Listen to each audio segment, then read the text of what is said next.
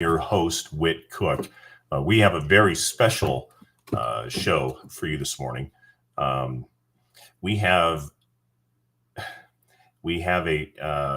survivors and families of hostages that are going to be joining us today from the Israeli conflict. And of course, I'm talking about the October 7th situation that happened over in Israel when Hamas attacked Israel.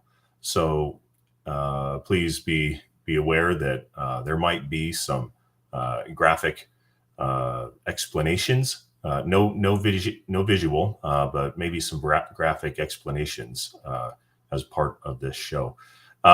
So we will have three different guests on the show today.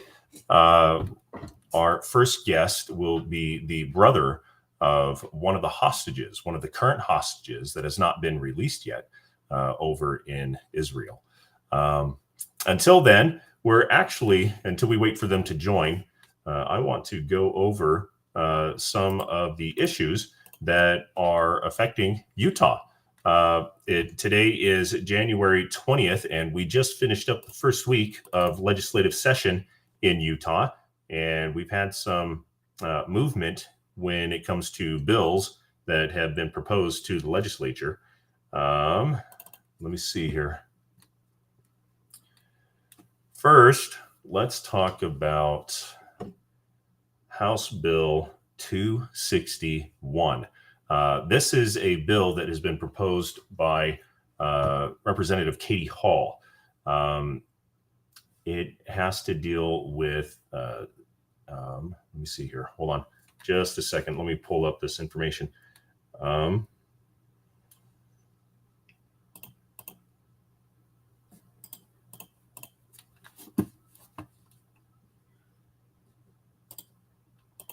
All right, so House Bill 261, sponsor is Katie Hall, and this has to deal with DEI on college campuses and in education in general, but generally, more importantly, having to deal with those that are in higher ed.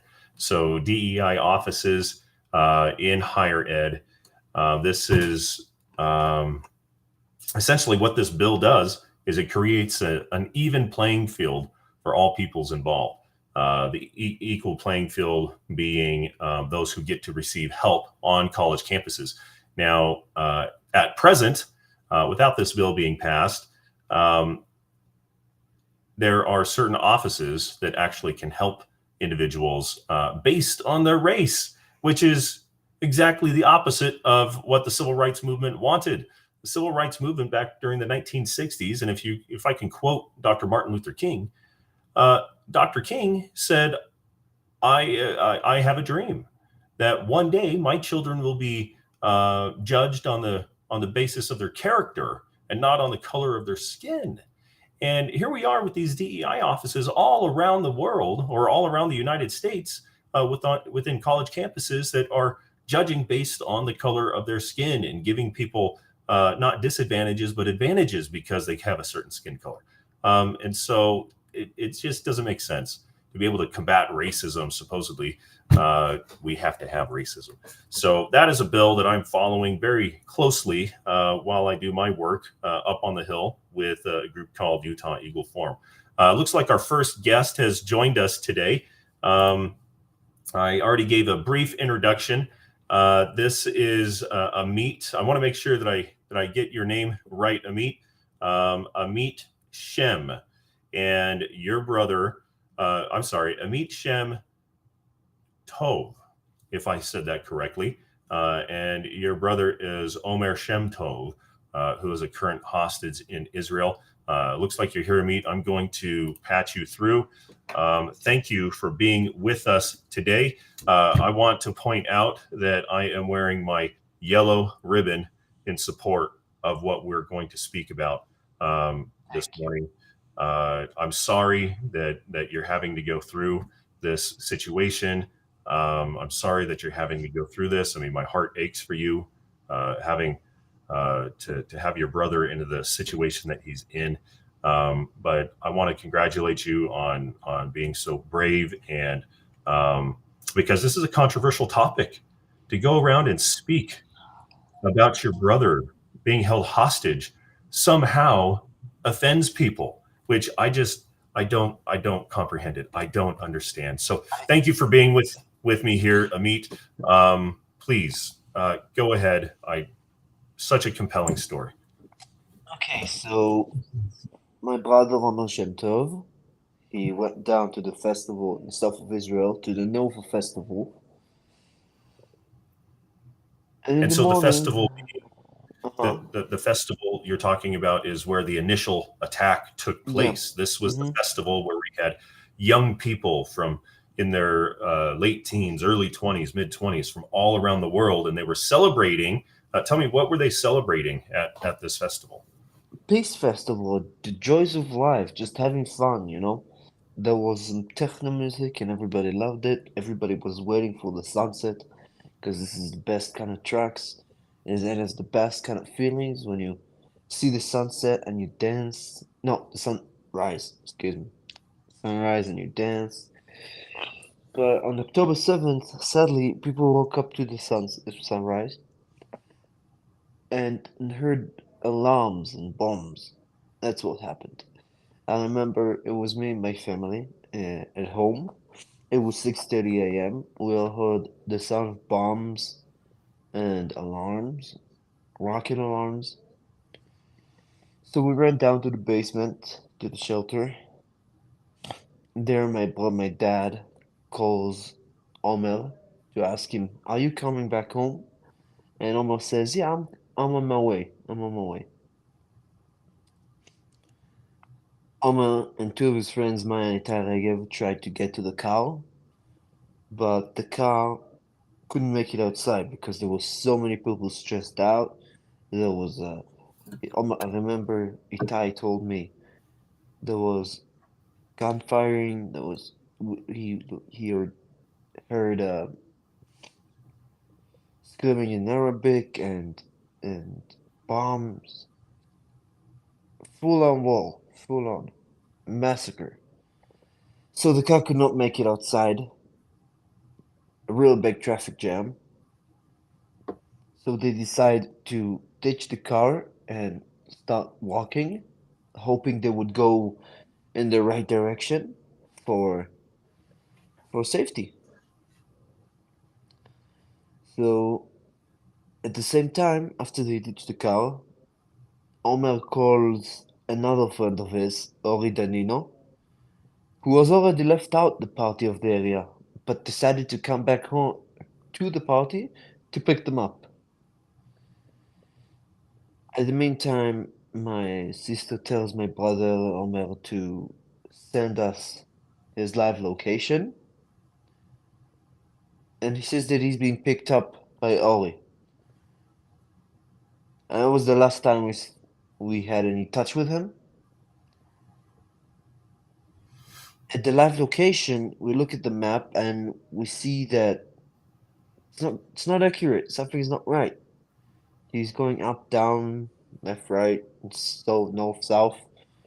But towards the end, we start to notice that it gets closer and closer into the Gaza border, and eventually goes into the Gaza border. And we try to call Omel, and we try to contact him and all of his friends, but no one answers because they were already kidnapped. We thought maybe, okay, maybe he's hiding in a bush and he has to stay quiet. So this way he didn't answer. Or maybe he had no signal in his phone because he was in a bomb shelter. We had all sorts of scenarios to make us think that he's alright. And so my dad and his brother go down south. They look for Omer in every hospital and every gathering area and every possible place that he might could have been, but with no success. Later that evening, it's me and my mom at home. Friend of Omer sends us a video, and in that video he says, Omer's friend says, "Hi, I I think I see Omer here. Like I his face is blurred, but it's Omel. It's definitely him. So we look at the video. My mom didn't want to see the video at first. I look at the video, and to my surprise, I really see Omel, my brother. I managed to recognize him due to his yellow shirt. He went out with a yellow Ronaldo shirt, and he has a tattoo on his arm. And we were able to see that tattoo in the picture.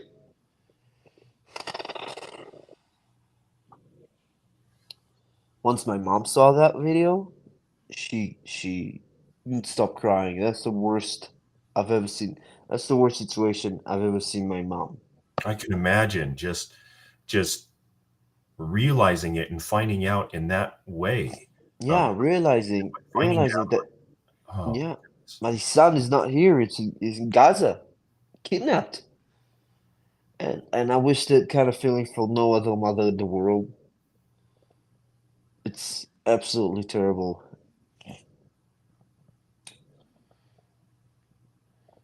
Omer has celiac disease and asthma, but he does not have his inhaler with him. And well, after 54 days, Maya and Itai came out, his friends. They were with him during captivity, so we had a chance to speak with them. We spoke with Itai, and he said that the food that we're getting is a loaf of bread that's supposed to last for a week. oh, so you have had some communication with your brother since. Not my brother exactly, but the two of his friends that were kidnapped with him Okay. were released earlier, so we had a chance to talk to them. Okay. Do you know the current state of your brother? So you No, haven't received any word. still nothing. After 54 days with my entire nothing. Okay. Yeah, we know nothing. And what concerns me is, just as I said, Omar has celiac. He cannot eat gluten, and the food they give him is probably bread, just as Itai said. He eats because he must, but then he gets bad stomach aches. He really suffers. And I can't imagine him waking up in the morning or just during the day having an asthma attack and just cannot breathe. Literally cannot breathe. Oh, Gasping for air. Cannot. well, yeah, and the nutritional value. So, for the listeners that don't know, celiac disease is a very um, it's a very severe complication within the gut where you can't absorb gluten, right? Where Right. you can't absorb the nutrients within bread. But not only that, it causes the gut to attack itself. And Right. so what you're describing, it's not just a painful situation. It is a severe medical situation that if he's Mm-hmm. given bread, that it can turn into something far more severe than just pains. Mm-hmm. Yeah. Oh my goodness. So they're giving him only bread, potentially only bread. He has celiac disease and asthma. And Mm. for our listeners, asthma obviously has complications when there's pollution or Dust. if it's cold outside, dust, yes, but also in times of stress too. Mm-hmm. Stress can cause the airways to collapse on itself, to swell up, and without medical treatment, does he have an inhaler? Does he have any medical treatment? At home he has his inhaler, but he took it with him for some dumb reason. And now he's just stuck there without an inhaler. Oh my goodness. So he doesn't have an inhaler. You don't know what his condition is. And they're giving him the food that would actually damage his immune system, to damage his body. Yeah. Oh my goodness. Yes. And you still haven't heard word. Do you know, has there been any communication with any of these hostages? I mean, is there a way, like a back channel, that you can somehow find out more information about your brother? Okay, so actually the way we figure out stuff is Yeah. throughout Telegram.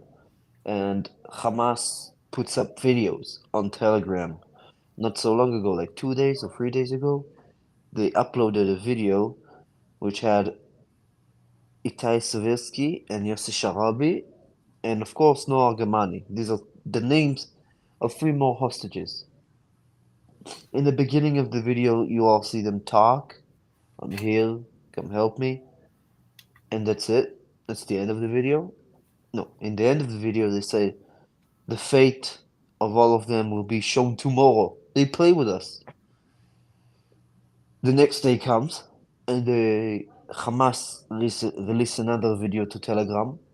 And in that video, you see only Noah Argemani talk, and they show you the bodies of these poor two human beings who just wanted to have fun and got stuck in this terrible situation.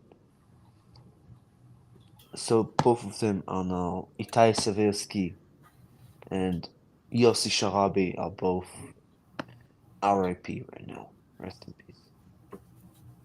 Oh my goodness. How horrible to have no communication and just the anticipation and the guessing and never knowing. It's inhumane. Inhumane. The whole act since October 7th, and even prior to October 7th, because this coordinated attack like this doesn't happen overnight. This is No. something that was planned and well prepared and even rehearsed. I've seen videos of these Hamas bad actors preparing to make a raid like this, and Yeah, of course this has only come out afterwards, since in Hamas's way of showing how great they are by their preparations, and at least that's what they think, is that it's a great thing, and so all of this coordinated attack, and your family, yourself, is just but one that's suffering throughout all of this, all because Israel exists. sadly, this is the situation. Yeah. Well, it's They terrible. can't. They just can't accept the fact. Yeah. Oh my goodness. And your brother just being an innocent bystander, going to a peace festival to celebrate and honor peace, and then this happens. Right Oh next to my it. goodness. Oh, okay. So let's go back to these two friends that were with your brother, and so they've both been released. Right. Okay. Maya and Itai are brother and sister. Omer used to work with Maya as a waiter in a restaurant, Okay. so he didn't know Itai yet.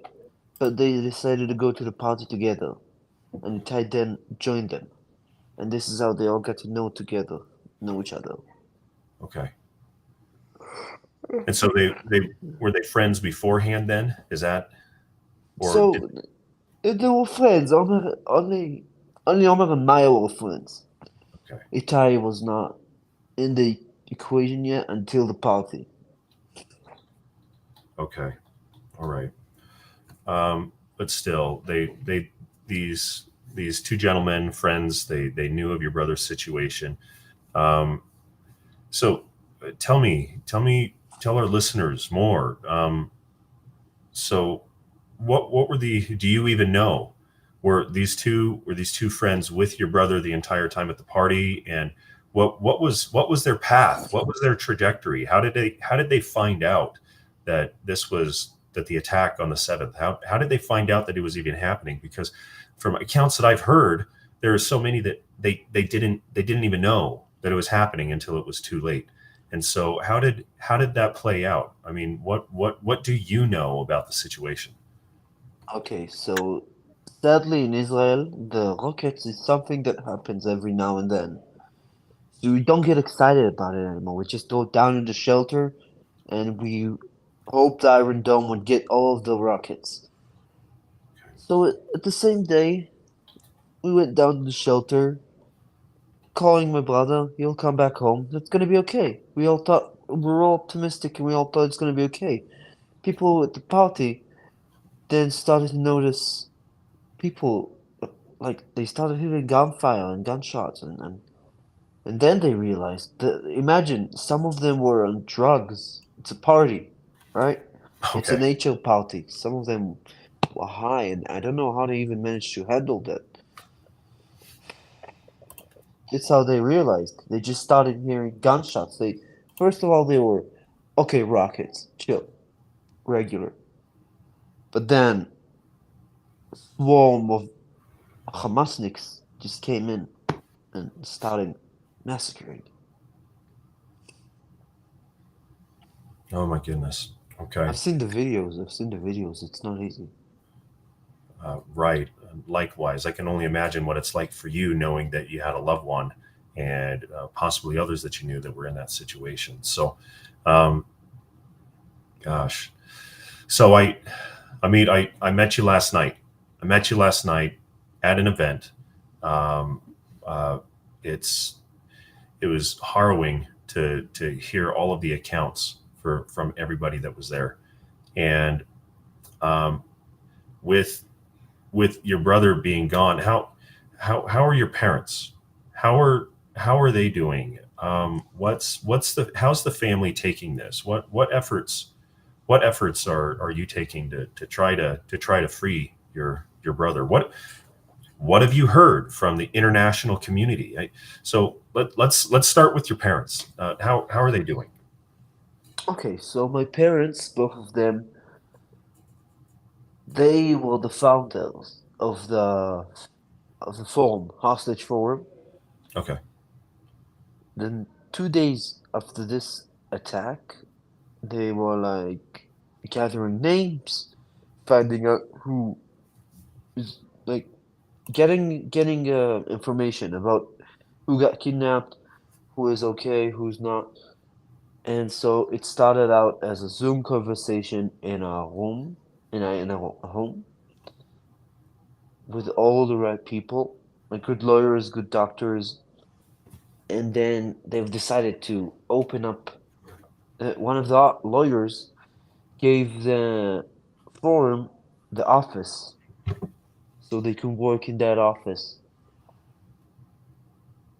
It's this is how they handle it. They work. They work to get their goal. They work to get my son, their son, my brother back, and are doing very good. Like it's not easy on them, of course, but I'm surprised how much strength they have in order to wake up, go to the forum, do a couple of minutes. Like it's mind blowing what they're doing because they have so much strength. Even people call my mother lioness because she goes out to any interview, any events, anything. This is what keeps their mind sane. The work of getting them home. Right. And from what I heard last night, from what you said, they're not able to join you as you travel around and try to spread the message. So it's great that you're able to go around and spread the message for your brother and try to work towards his release. And so they're doing work back home. They're Yeah. involved and they're doing what they can there. Okay, that is great to hear. Um, how's your mother? How's your mother handling this? At first, it took her a few times, a few days to handle it, to grasp the situation. It's not something that we get used to. We never get used to it because we can't get used to it.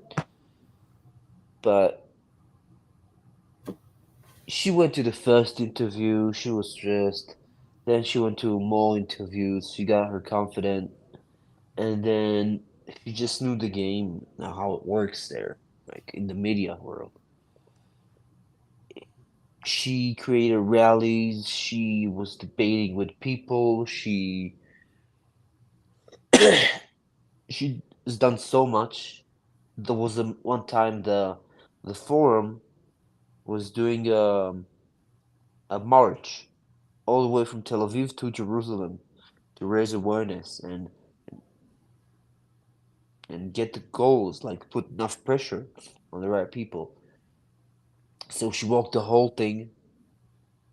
That really helped her because first of all, she wasn't doing nothing, right?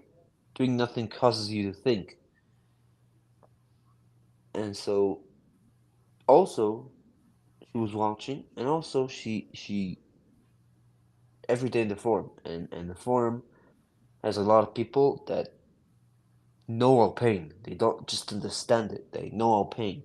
Some of them have their brothers gone. Some of them has a sister gone. Some are fathers for their daughters who they thought were alive and kidnapped, but in the end turns out that they there's a story of Ronnie Eshel.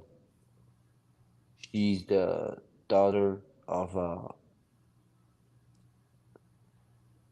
Avi Eshel when the country told him, oh, the state Israel told him that they think, no, not they think, she was missing. She was pronounced missing for like 50 days, I guess. But then all of a sudden, he receives the news, her father receives the news that she's been burnt alive, and they managed to recognize the body. So you see, people like this come to the headquarters. They know the pain, and they feel the pain. They do the whole. They get the. Wow, yeah, it's really. Surround yourself with people who know your pain. This is the way to push through. It I, really is a big family.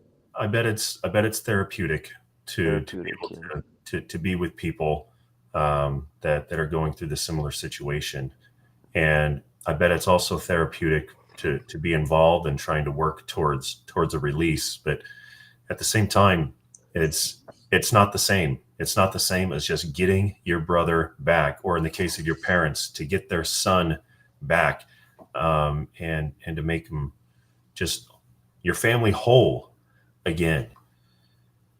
Gosh, I can only imagine what you're going through. I'm glad, though. I am glad to hear that there are so many people that are rallying around and supporting your effort, your and lifting up and spreading your message because it needs to be shared. The horrible things that started on October 7th are they need to people need to be reminded of why this war is happening, why this conflict started. There are innocent victims involved here that have still not been released, and they need to be returned. They need to be released to go home to their families and to live their lives. So how long has it been? So October 7th, how many days now? How long has your brother been missing? 106 days. Oh my goodness. 106 days that he gasps for air and he cannot breathe, and he eats bread and he can eat because he wants to survive, but he can't. It's been too long, and Yeah, I don't want to meet another. I don't want to be here for another delegation for 200 days, or not even 150 days. The only time that I want to be here is is here with my brother. That's right. it. Right. Well, we're all hoping for that. We're praying for that to happen. Um, so you mentioned that your mother, as part of her efforts, what she's been doing is that she's shown up to events and she's even participated in debates. You used the word debates, and so is there opposition to having your brother released? Is there opposition No. to Okay. what kind of a debate is that? So it wasn't really like, oh no, I don't want the hostages back. It Okay. was more like before the whole situation happened, there was a tear in the people of Israel. There was, because of political reasons, people didn't really disagree with one another, and it created a lot of riots. So at the beginning, people were involving Bibi Netanyahu and politics into a situation that it's all about human people. It doesn't matter who's the leader right now, as long as he gets them back. As long as he gets them back, it doesn't matter. We're gonna deal with Bibi later. So people were coming to her and saying, "Shame, shame." It's the chant of the last protest against Bibi and the reform. And so my mom really didn't like it. So she went up to them and said, "There's not gonna be shame anymore.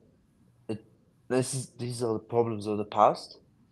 Right now we have to focus on getting the hostages back."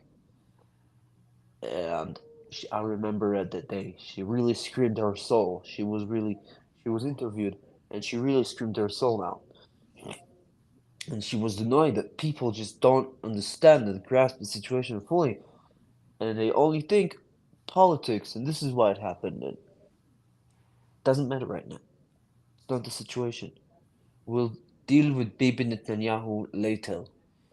First of all, let's get them back home. Right. Oh, okay. Thanks for clarifying that, because there, and I wanted to see if you did have any experience, or if your family has had any experience of pushback, because for some reason there are those that are out there that are crying for Hamas. They've taken the side of Hamas in this situation for some reason that I can't comprehend. I do not understand. Um, there are people. I understand the argument, though I do not sympathize with it.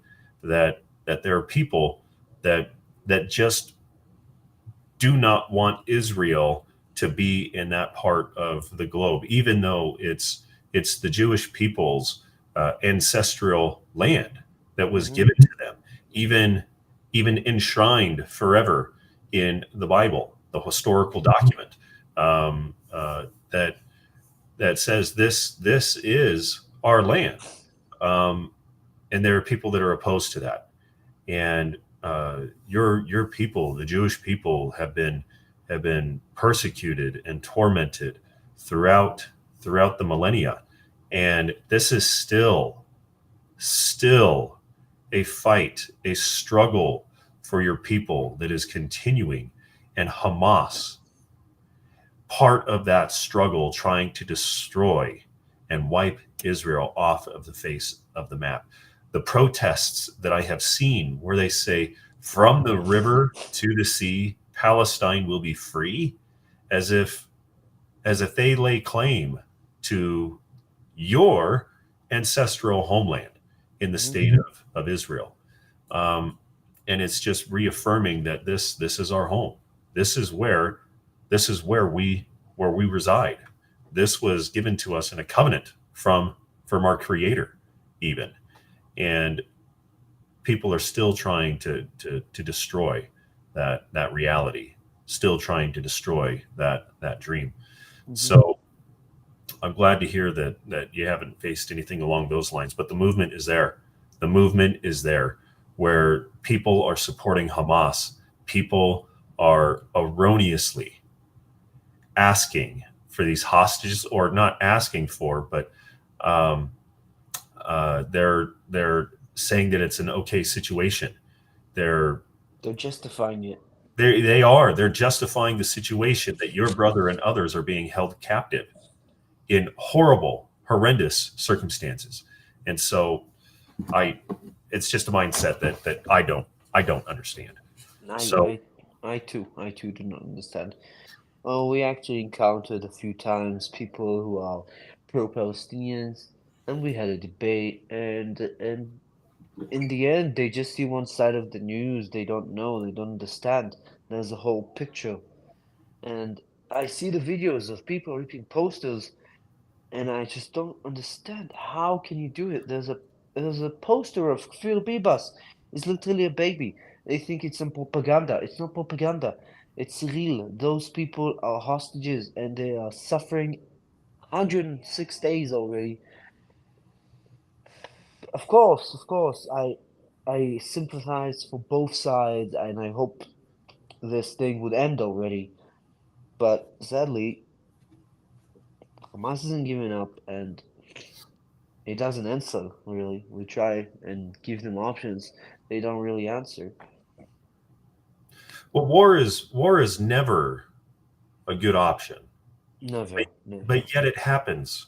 It happens Yes. anyway because conflicts just they can't be resolved peacefully.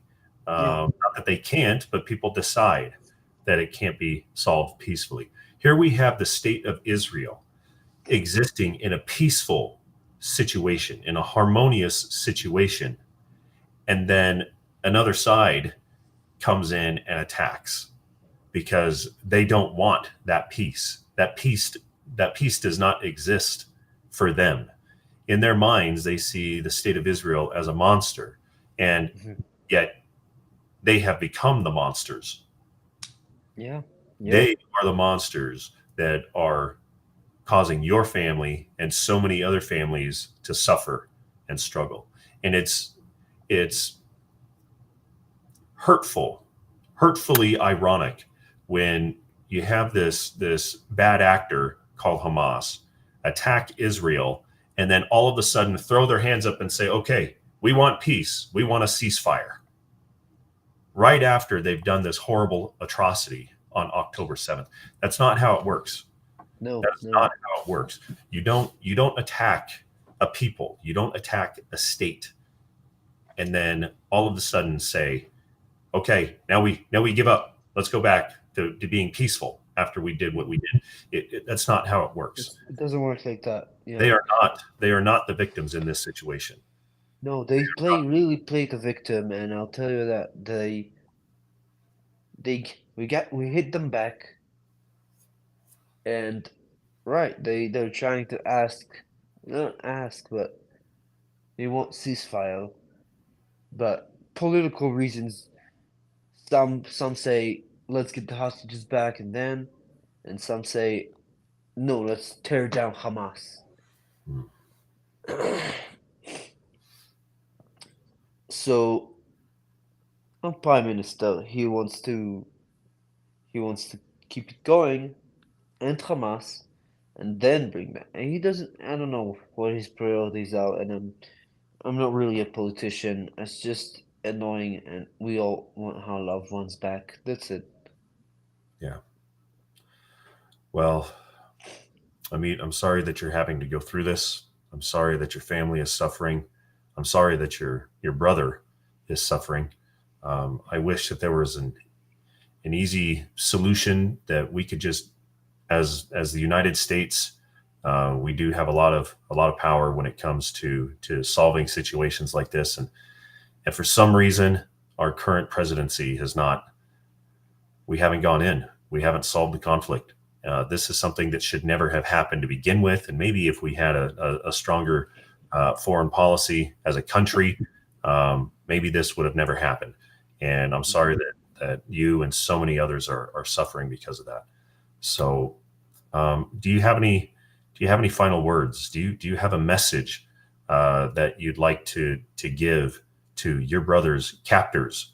And that's exactly what they are. They are captors, holding him for ransom.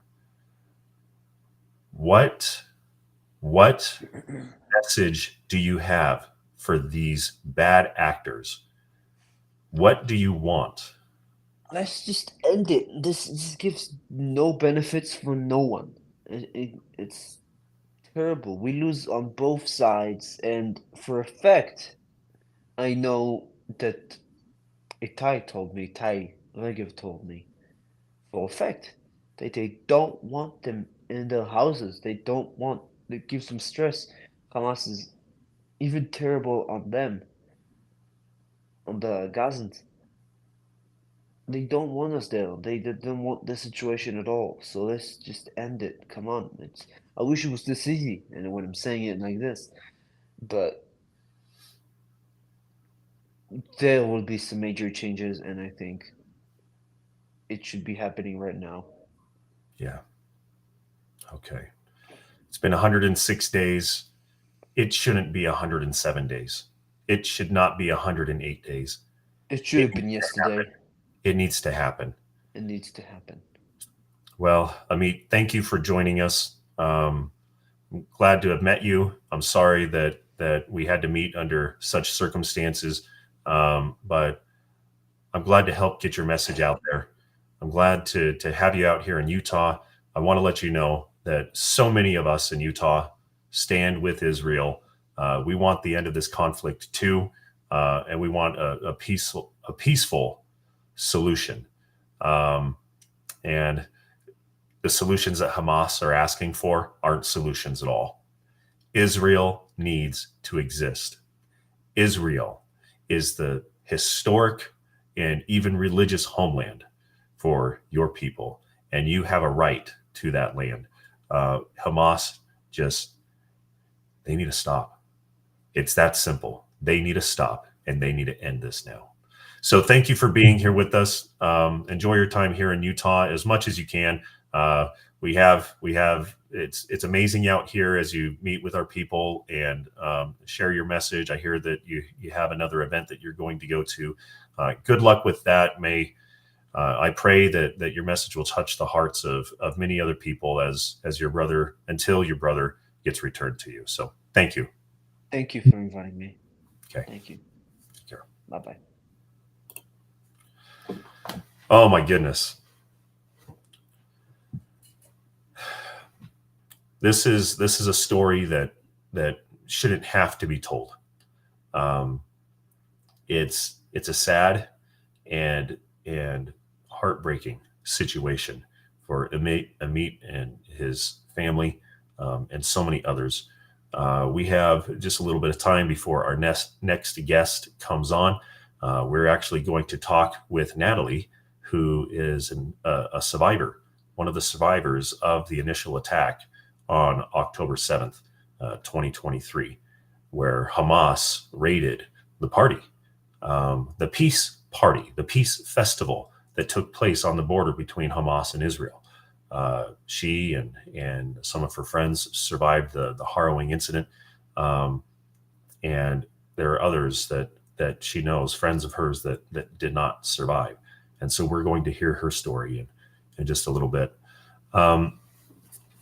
So one of the things that I involve myself with here in the state of Utah is, and we were talking about this just a little bit earlier, is I work with legislators to help testify, to help pass bills, or I testify in opposition to bills here in Utah. One of the bills that I am in favor of is House Bill 261. This is by the bill sponsor is Representative Katie Hall. The floor sponsor is Senator Keith Grover. And this has to do with diversity, equity, and inclusion. This supposed policy, the supposed effort to end racism, which is actually causing more racism on school and college campuses around the country. The name of the bill is Equal Opportunities Initiatives.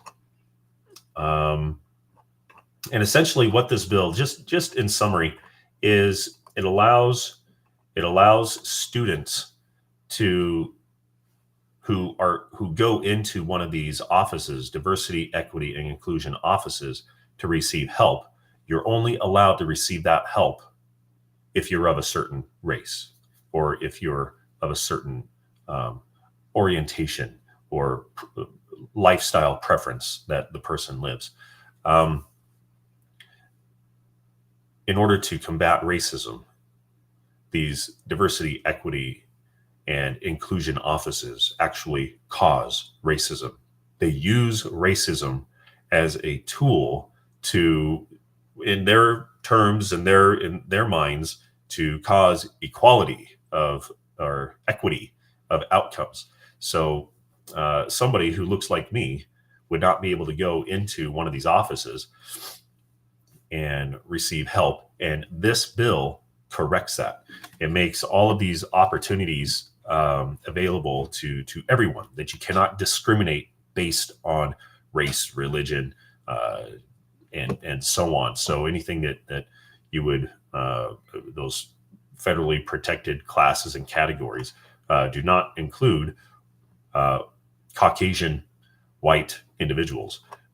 So which is very, very interesting, to use discrimination in the supposed attempt to end discrimination. It doesn't work. It doesn't fly. It does not add up. Another bill that I am following, let's see here, House Bill 29. Let's see here. Let me pull that one up for all of us. This is coming from Representative Ken Ivory from District 39, if I remember correctly. The floor sponsor is Todd Weiler, Senator Todd Weiler. And what this does is Representative Ivory, over the last few years, has been attempting to get pornography off of school shelves, whether it's literal in literature, so pornography that is described in literature, or if it's visual forms of pornography. And the other side of this bill, they cry for again, equality, for the ability to have this type of pornography because it's a special type of pornography. Say it's male and male pornography. It should be accepted because it's male and male, or if it's female and female. Pornography is pornography. It doesn't matter who's involved, who the actors are. Pornography should not be allowed in grade school libraries on their shelves. It should not be allowed in classrooms. The left's obsession with trying to sexualize our kids at a young age needs to stop. It's absolutely terrible. It is damaging to the brain. Studies have shown that any sort of pornographic material is damaging to the human mind. And if any adult would take any of these books that are attempting to be prohibited by Ken Ivory and his efforts, if an adult would take one of those books off of the school shelves, would walk outside of the school and show it to a minor, that person would go to jail. And that is something that needs to be addressed. Yet we allow it to be on these school shelves so that children can go and view this material on their own accord. And all under the protected guise of making things equal for all orientations, or I would say preferences of lifestyle. So this bill I'm watching closely. Again, this holds, it puts a standard on school districts and schools to make sure that these sensitive materials do not poison the minds of our youth. It's another good bill that I'm tracking, that I'm watching very closely and support. Let's pull up another bill that I really like, and I believe this one is another bill that is Ken Ivory's, House Bill 348. House Bill 348 has to deal with currency. And let me pull it up here really quick. What this bill does is, well, let me back up just a little bit. Utah already accepts gold and silver as a form of currency within its state limits, which is a wonderful thing. Being able to have reserve, to have some sort of a backup path of trade, of using currency in case there was ever a grid down scenario, in case there was ever or even if it's not even a grid down scenario, even if it's just somebody who wants to transact in gold or silver. This bill, it is allowed in Utah. Those changes have been welcomed and very beneficial over the years. This bill will take that effort to the next level and even expands currency to the definition of bullion. So gold and silver bullion that is not minted by the United States government. As it currently stands, only gold and silver coins or currency that is printed, or not printed, but stamped and created by the United States Treasury or the United States government can be used and transacted it can be used as currency for transactions. But this would open that up to bullion as well, and other types of gold and silver that are not created by the U.S. government. So really looking forward to this one. This is a game changer, allowing others such as if many of our listeners would be used to goldbacks, they would know what goldbacks are. It's a Utah-based company, not to advertise for them, but it's a very good way to transact using actual physical gold. Let me see here. I want to make sure that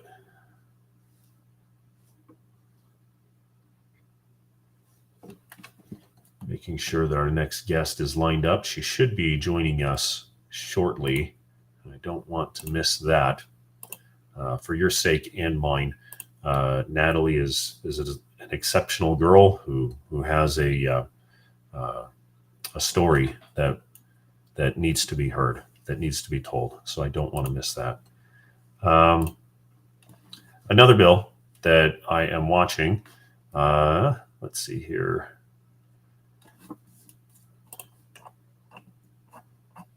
HB 261. Let me pull that up for our listeners.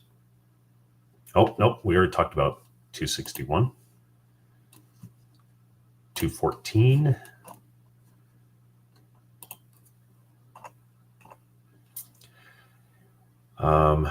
Elections modifications. I don't know if our listeners would be too enthralled to hear about that. There is one that is actually that's been brought up by Representative Kira Birkeland that I want to find. If I remember the number right, I believe it's HB 29. So let me pull that one. Nope, that one's not it. It's let's see here. Is it 269?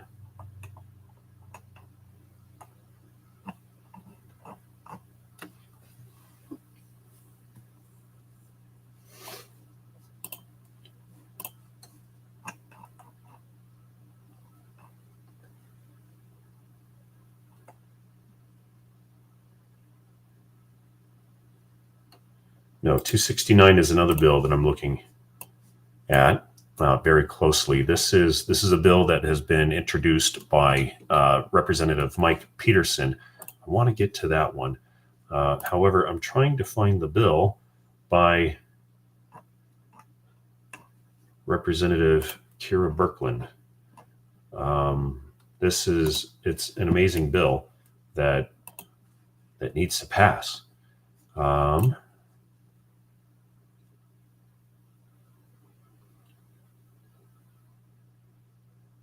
Let's see.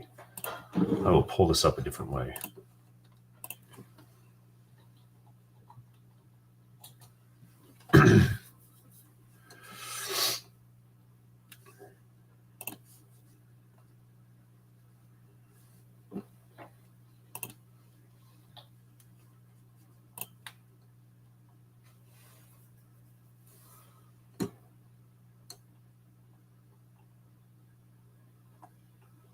Okay, so I don't have the number in front of me right now. However, this bill by Kira Birkeland actually will help protect safe spaces for women. And yes, I do use that term consciously, safe spaces such as bathrooms and locker rooms for women. And we will talk about that bill in just a little bit. I do want to say that doing what I do up at the Capitol, working with legislators in order to pass bills, testify on behalf of bills to help them pass, or testifying to oppose bills, is a very exciting and very rewarding opportunity to get up there and work with legislators. It's nice being able to influence. I do offer my services. If there's anybody who's listening who would like to do something similar, that would like to work with legislators, that would like to make sure that the Utah legislature passes good bills, please, you can reach out to me. You can contact me. I will eventually give out my my contact information, a good number for you to reach out to me, and even an email. And I will help you. I will help guide you through the process to get you to understand and know how uh, to get have your influence heard. All right, let me see here. Just working to get our next guest to join us.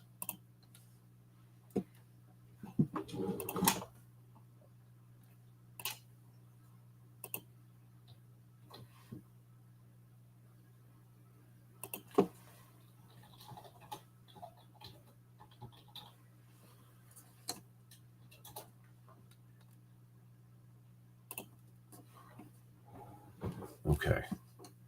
She should be joining us here soon.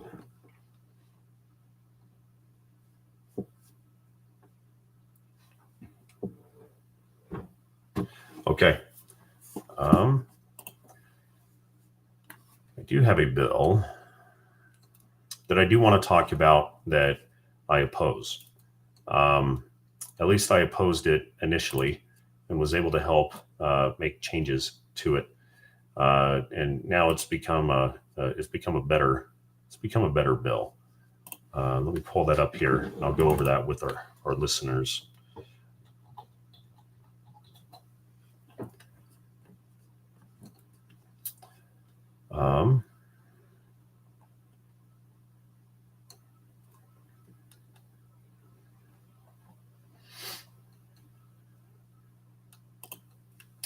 This is HB 83.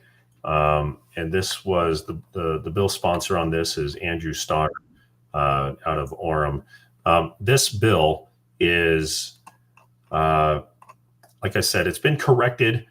Initially, it had a definition in it that I do not like whatsoever. And what it does is the bill initially it protects public servants, whether they're party officials or legislators or city council members or county council members or the like commissioners.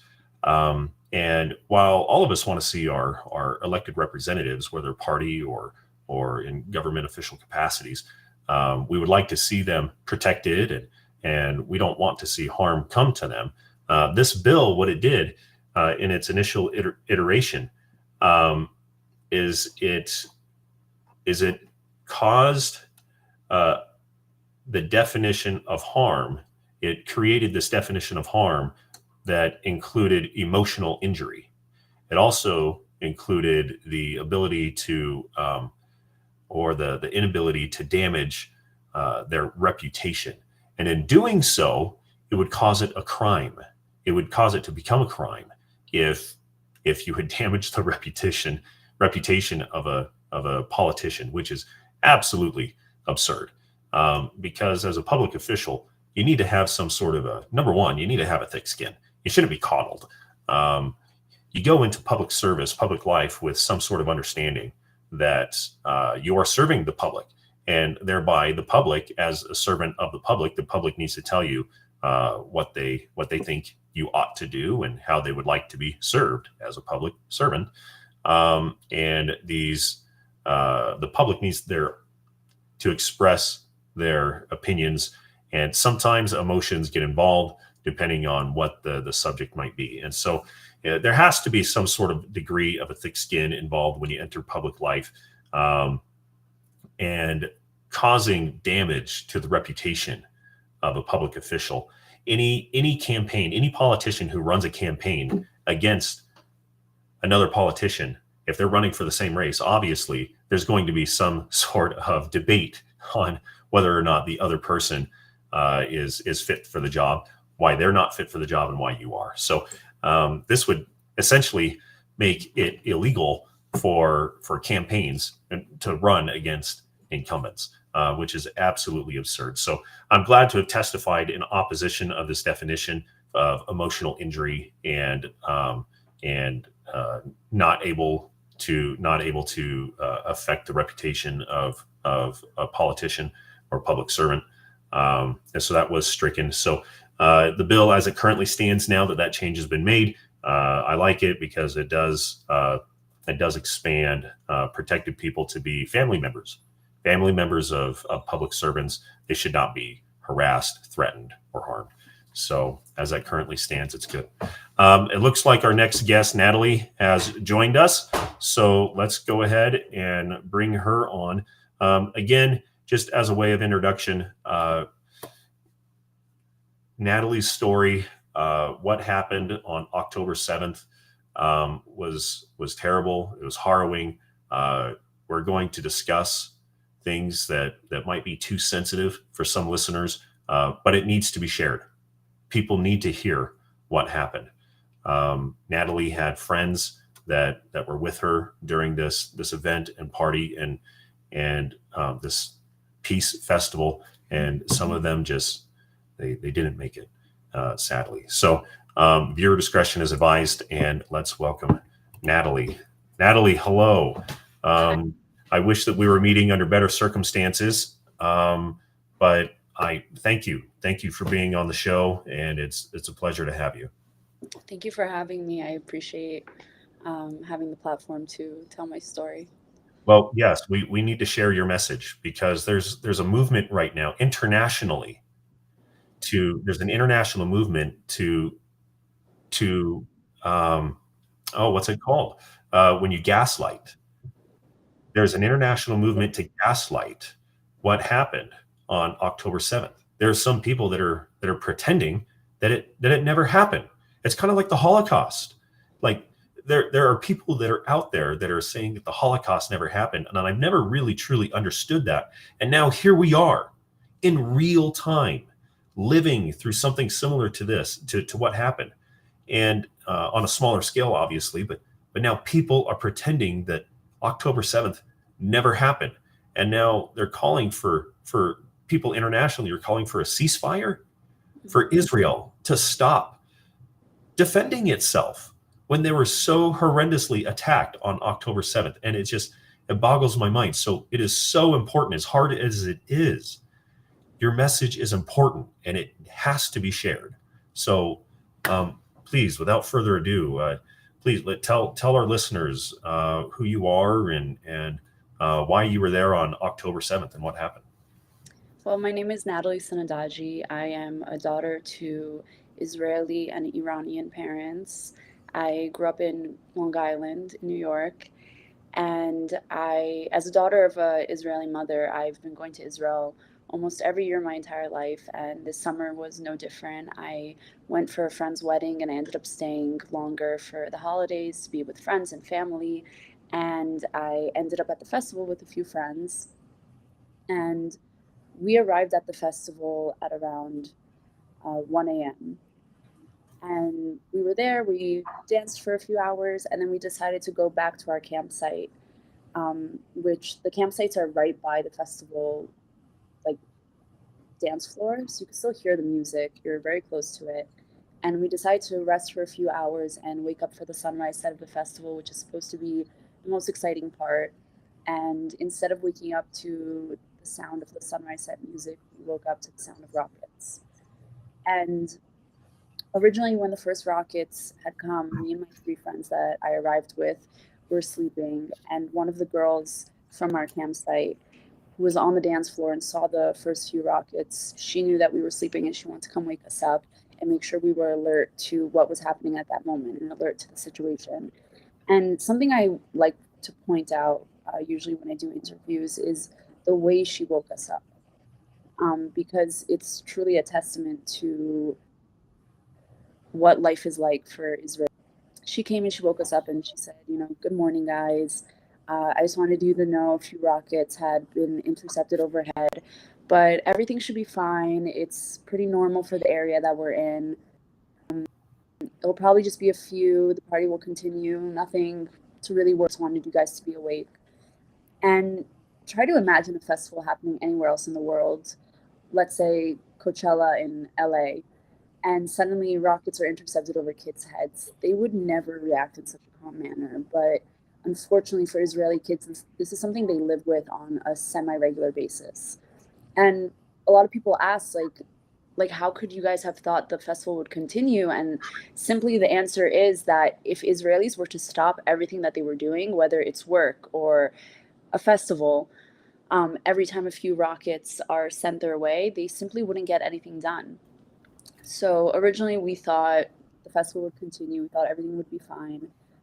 But after maybe 5 or 10 minutes, we started to realize that this isn't an ordinary situation. This isn't just 5, 7 rockets. We were counting and it was 10, 15, 20. And eventually the festival security shut off the music and asked everyone to please evacuate to their cars. We picked up our things, we evacuated to our cars, and we start trying to drive out. But if you can imagine, it's hundreds of cars, it's thousands of people all trying to leave at the same time. And obviously, there was traffic. We're all driving down one dirt road that's supposed to go to the main road, to the highway to get out. And eventually, after a few minutes of driving, the festival security asks everyone to please pull their cars over, get out of their cars, and start running.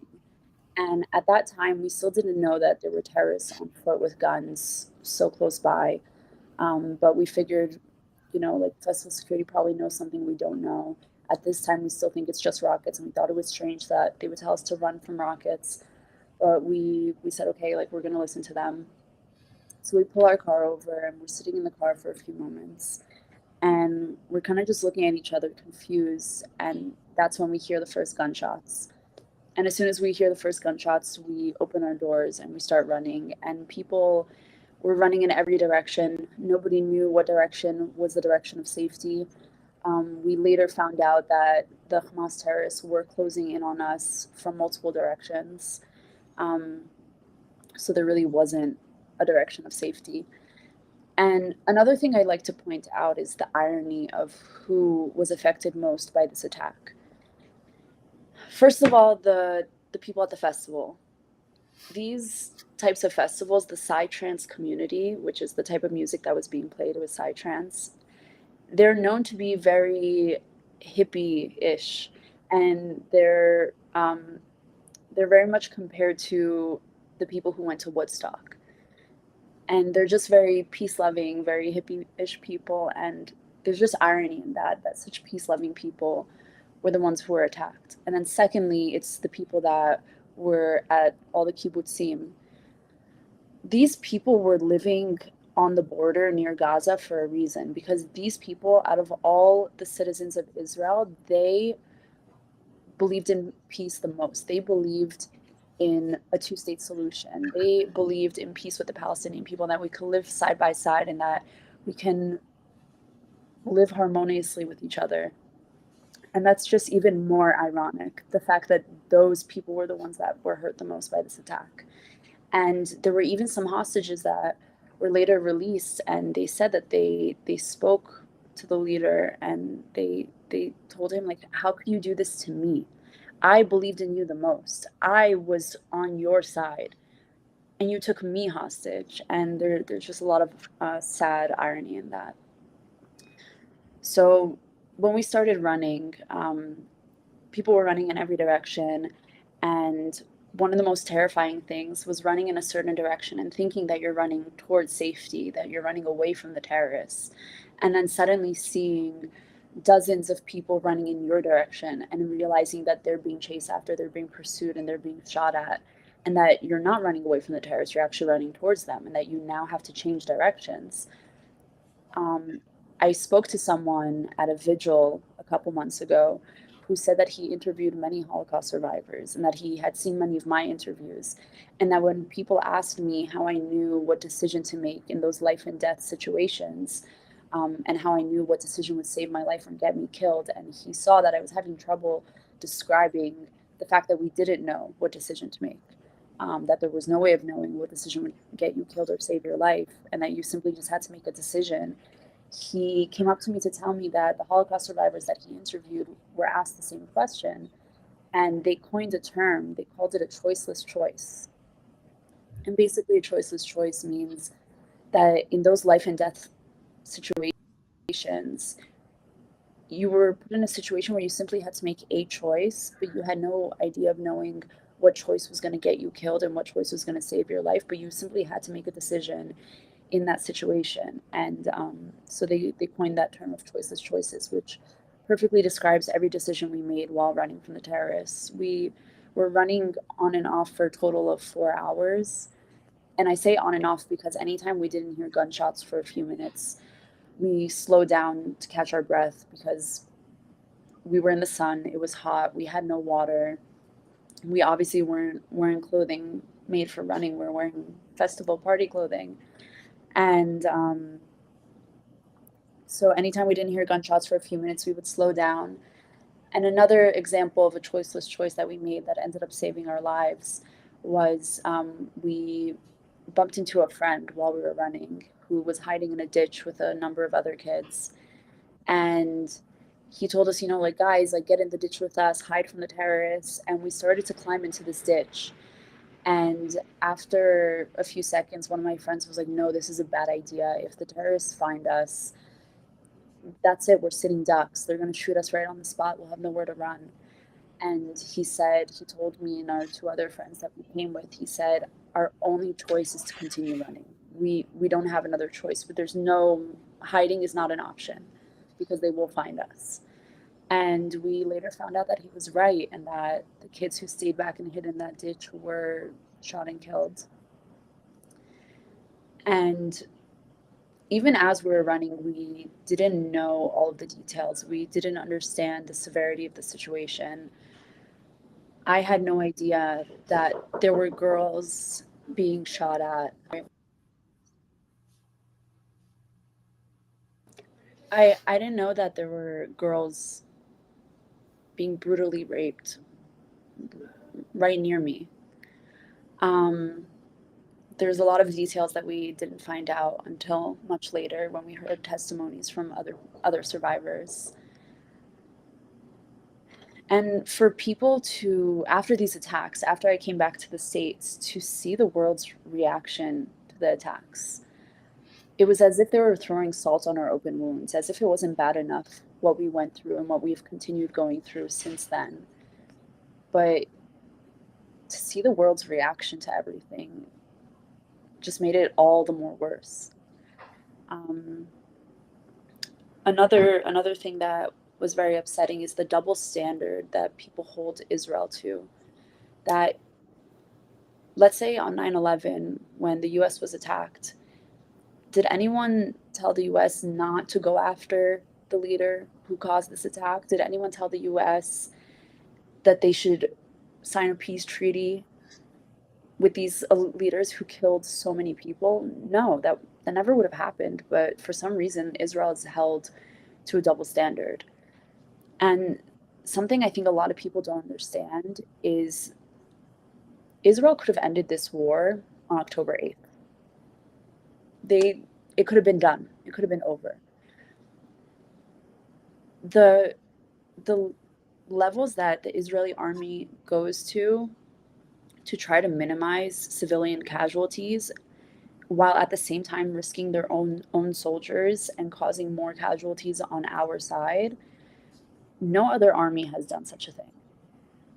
But people a lot of the time want to stay blind to the truth, and it's very hard to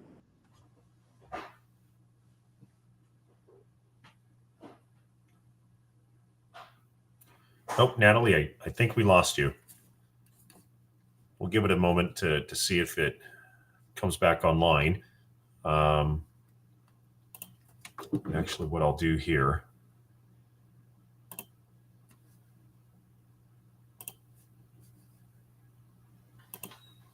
going to see what we can do to get Natalie back.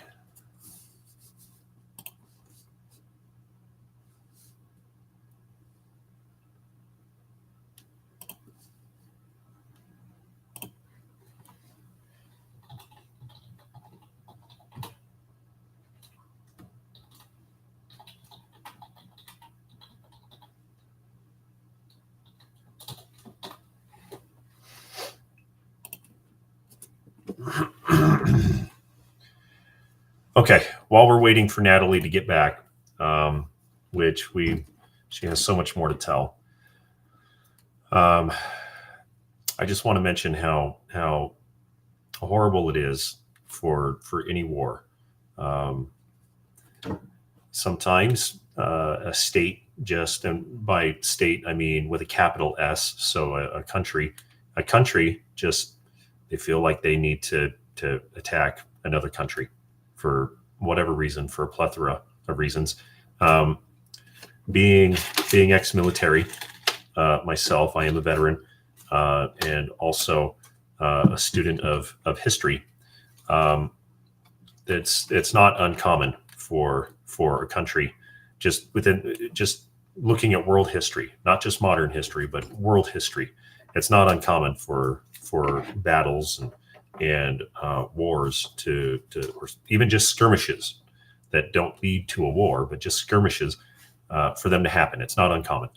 And however, this region of the world, in Israel, and this war between Israel and Hamas, just it comes and goes, it ebbs and flows. There, for a time, that it seems like things will be peaceful. At other times, something sparks it off again. And sadly, this is a reality that the people in this region live with. And as Natalie spoke about the friend that woke them up in the morning, when they were hearing the rockets firing and being intercepted by the rocket defense system that's over Israel, called the Iron Dome. As they woke up to the sounds of those rockets being exploded and intercepted, they were told that it's just a normal way of life, which is sad that people need to live that way. The entire situation of Israel and their existence, and being challenged on such a regular basis by the surrounding countries is horrible, absolutely horrible. Hamas and Hezbollah and the Houthis, they all contend that Israel has no right to exist. That is what they say, but it's not true. Israel does have a right to exist. The Jewish people have a right to life, and they have a right to a homeland. Historically speaking, in the historical document, or if you want to look at it as a religious document, the Holy Bible, the Jewish people will call it the Torah for the first 5 books, along with the Ketuvim and the Nevi'im, that make up their holy scripture. It explicitly states in there where the boundaries are for the Jewish people. It is a covenant that was established long ago, and over the centuries, over the millennia, it's been contentious, fight after fight, war after war, battle after battle, trying to fight for this land. And the Jewish people have a right to this land. They have a right to exist. And Hamas's attempts to continually try to destroy Israel and to wipe them off of the face of the earth is absolutely terrible. It is beyond evil. It is the definition of evil. It looks like we have Natalie back on. Let's go ahead and go back to Natalie. Sorry we lost you there, Natalie, but I'm glad that you were able to get back. Last thing we heard, you were that I remember, at least, there's so much that's going on that you've described. You were describing how you were trying to escape from the bad actors on October 7th when Hamas attacked. And then you started about how everywhere you went, it seemed like you were running towards the bad actors, towards the terrorists. And then you started to talk about how well, go ahead. Let's just go ahead and let's start there again. Well, so as we were running, I was saying, did you guys hear the part about kind of like the choiceless choices where we didn't know what decision was going to get us killed? And then one of the choices, we lost you right after that. Mm-hmm. So one of the choiceless choices was, as we were running, we passed by some friends who were hiding in a ditch, and they told us to come hide with us, and we contemplated hiding with them. But one of my friends said that if we were to hide in this ditch, that if the terrorists found us, we would be sitting ducks and they would shoot us right on the spot. And we decided to continue running because we realized running was our only option. Hiding was not an option. And we later found out that our friends who stayed back and hid in that ditch were shot and killed.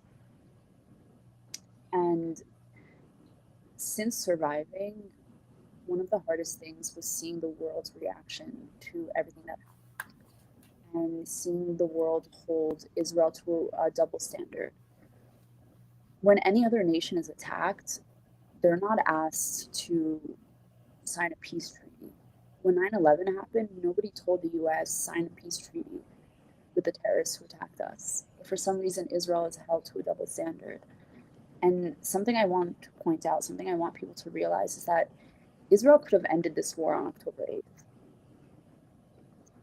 But the lengths that the Israeli army has gone to try to minimize the civilian casualties on the other side as much as possible, at the end of the day, has put their own people at risk and has caused more casualties of our soldiers.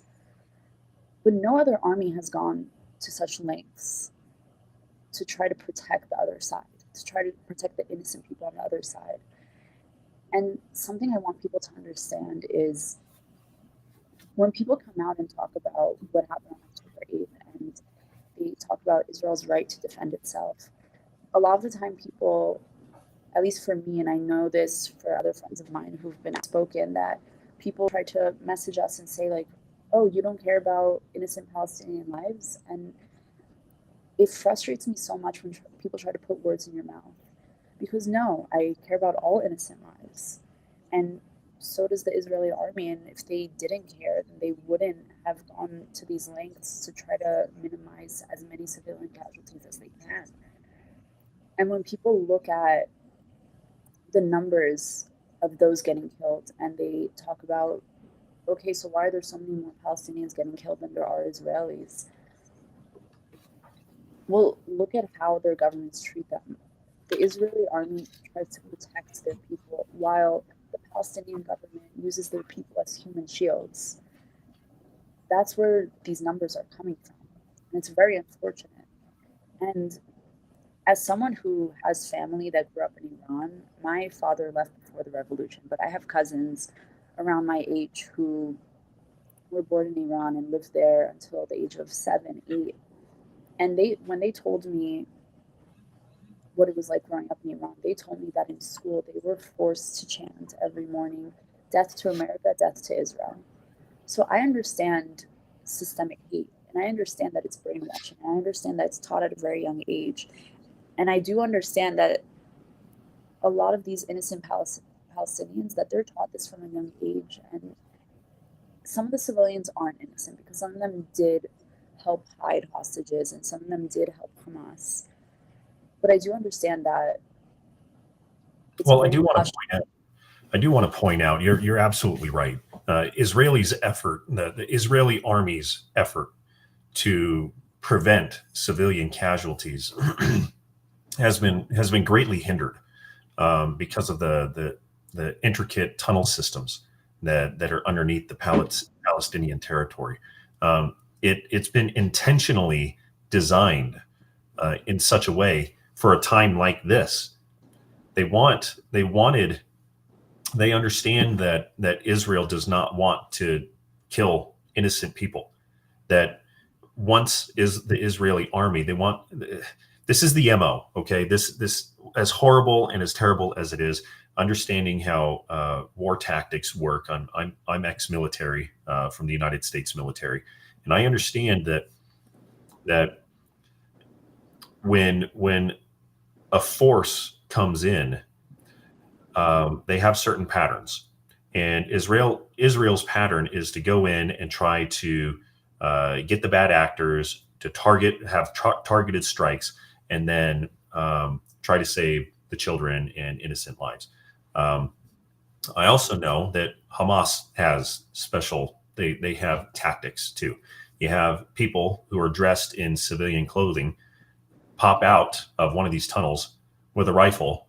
They'll do their horrible deeds, and then they'll throw the rifle away and pop up somewhere else and try to escape.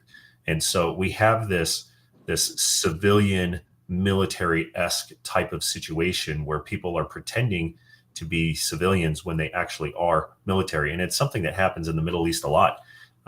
During the conflict not too long ago, another conflict, we had some of these ISIS members that would dress as women in burqas. They would shave their beards, and then they would throw a hijab over, and then they would try to pass these checkpoints as if they were a woman.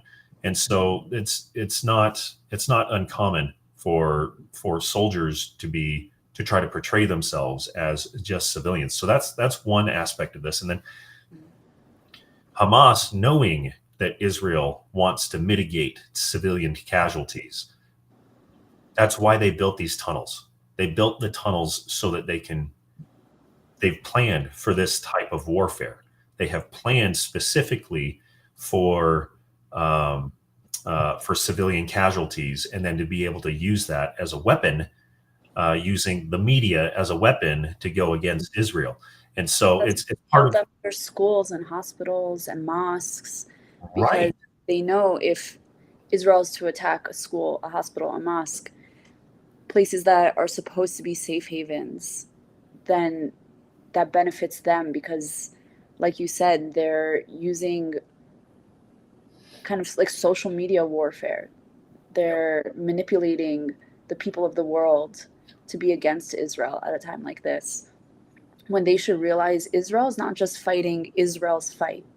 Israel is fighting a fight against a terrorist organization that will come for the West next. And that's proven by what my cousins were taught in Iran, because Hamas is just a proxy of the Iranian regime. And my cousins were taught to chant in school every day, not just death to Israel, but death to America as well. And it's very naive of a lot of Americans to think that this won't be our war as well. We're called the Great Satan. We're called the Great Satan. Jerusalem, Israel, is called the Little Satan, and America is called the Big Satan, the Great Satan. Yeah. Somehow a lot of Americans don't seem to realize that. It's as if they forgot 9/11. It's as if they forgot that these are our enemies as well, that we have a common enemy. And I just don't want them to realize it when it's too late. A lot of people need to wake up and see the truth, but part of what you're doing is, broadcasting that truth, and I very much appreciate that. Yeah, well, thank you. It's a brave thing to be doing what you're doing. I mean, it's horrible when anybody has to go through the experiences like what you've gone through, and those that people that you care about and what they've gone through. But it's also easy to be pushed into silence as well because of this media campaign that the Iranian regime and their Hezbollah, Houthi, and Hamas counterparts. They're proxies. They're proxies of the Iranian regime. Iran throws in so much money towards these terrorist organizations and props them up, gives them their arms, or gives them the money to purchase the arms and sneaks them in for them.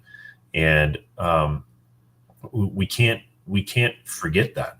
We can't forget that those who want to destroy Israel from the river to the sea, that means complete annihilation, from the river being the Jordan River to the sea being the Mediterranean Sea. That is the entire land, the entire landscape of Israel. To wipe that out. These are the same enemies of the United States, not because we want it to be so, but because they've declared it so.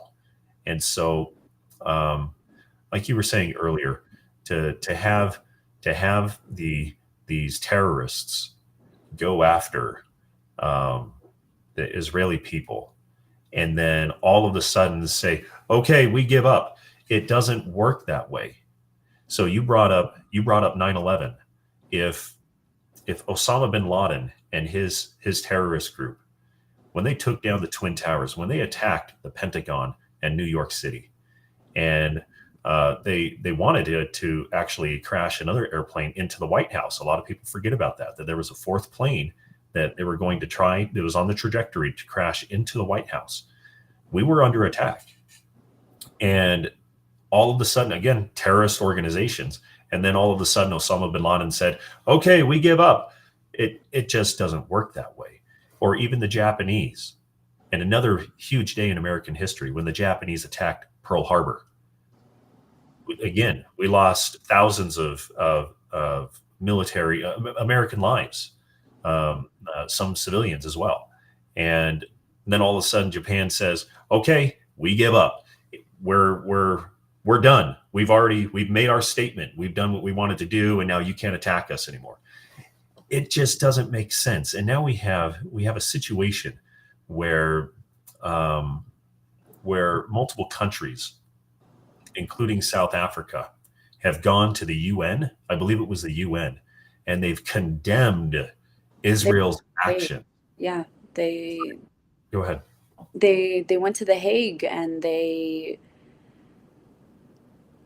had a whole case against Israel, and it blows my mind that for supposed war crimes, right? Yeah, and for those that don't know, South Africa, as well as others, they're opposed to Israel's right to defend themselves. They do believe that Israel should have just taken the attack and done nothing in retaliation. And now that Israel is defending itself and is going in to try to precisely take out these bad actors, the leadership of Hamas, Benjamin Netanyahu. I know that not too many people in Israel he's kind of a controversial topic right now, but one thing that he has said is that Hamas will not be allowed to survive, and which is a terrorist organization. And so during this precision attack to try to take out Hamas, to try to not get these civilian casualties, civilian casualties still happen because of Hamas's using human shields. These civilian casualties are still happening. And now places like South Africa are condemning Israel because of Hamas's tactics of using civilians as shields. It's a social media campaign that it's terrible. It's evil. Trying to put Israel in this little box and then saying Israel needs to be destroyed, that it's not allowed to exist. It's terrible. So I know we got away from your story, Natalie, and I apologize for that. But for our listeners, they need to realize the reality of this situation too. And as terrible as your situation is, I'm glad that you survived. I'm glad that you made it through. Somehow, some miracle happened to where you made it, and you have a purpose. And potentially, this is part of your purpose to bring to the world your message of what Hamas did, in fact, do in reality. Because people are starting to forget. People are falling for this social media campaign. And so it is brave of you to come out and let people know what your message is. Thank you. I really appreciate you giving me the time to share my story. And as you said, we strayed away from my story specifically, but the overall picture is way more important than just my story. And I'm glad we got a chance to touch on that. And I really appreciate you having me on today. Okay, great. Well, thanks, Natalie. I hear that you have another event that you're going to. Best wishes with that. Please continue to do what you're doing and get this message out there. People can't forget. The Israeli people, the Jewish people, they have a right to exist, and they have a right to have their homeland that was given to them in historical documents thousands of years ago. So there's so many of us here within Utah that support and stand with Israel. So please know that. For your support, because that's what we need right now. With all the hate, sometimes it's very easy to lose hope, but then meeting people like you, it really gives me hope that we do have a chance for a better future. So I want to say I appreciate you and thank you so much. All right. Thanks, Natalie. Take care. Best of luck. Bye. Oh, this is it's unique to have this experience, to sit down with a survivor of such a terrible attack, and especially one that's so pivotal to the world, just what's happening in the world right now.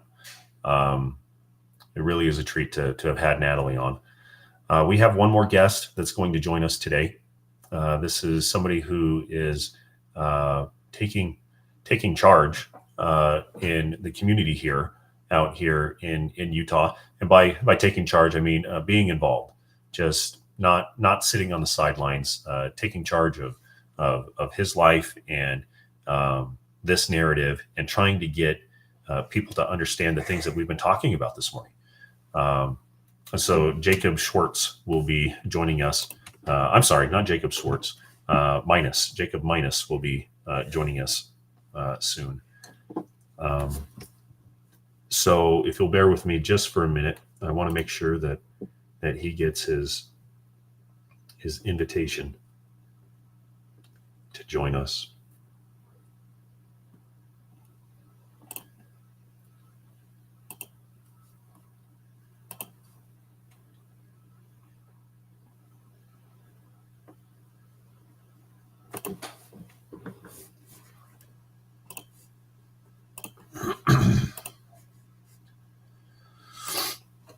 Normally, I will have somebody who will handle the technical aspect of things while I do the show. But this is an emergency broadcast. This is the only time that these individuals, these special guests, were able to be on the show. And so this will not ordinarily happen.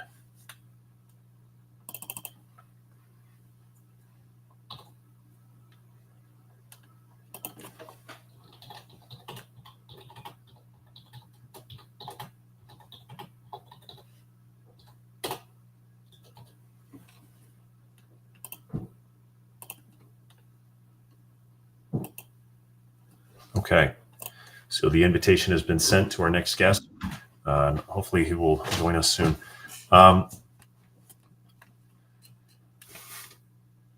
So there are some who might who might not like that I have referred to the Bible as a historic document. It needs to be referred as a religious document as well as a historic document. When you go to a county building, and in that county building, you have documents that tell where land or property owners' land rights are.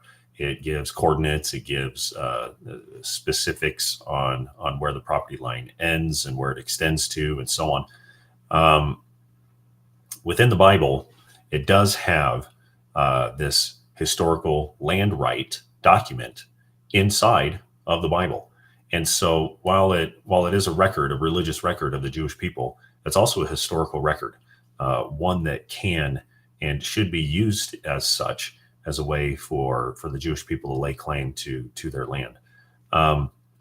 So on the other side, there are those that do not believe in the Bible, as I do, that it is an inspired document, one that comes with a lot of wisdom, and even to the point of using it as a religious text, because the wisdom that is in there comes from a power and a source that's beyond human control. I do believe that. I honestly believe that. And so when I refer to the Bible as a historic document, I don't mean to downplay its important religious significance, which I do see it as a religious document and hold it in such high esteem. But when it comes to these land use agreements. It was the first land use agreement that has ever been recorded, at least that I'm aware of. I don't know of any land use agreement that extends further back than the promise that our Creator had made to Father Abraham when Abraham was given that land that we now currently call Israel. So while we wait for our next guest, I want to go back to some of these bills that I'm keeping an eye on. If I can find Kira Birkeland's bill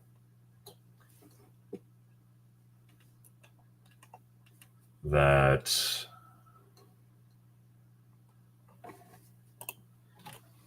will protect women's safe spaces.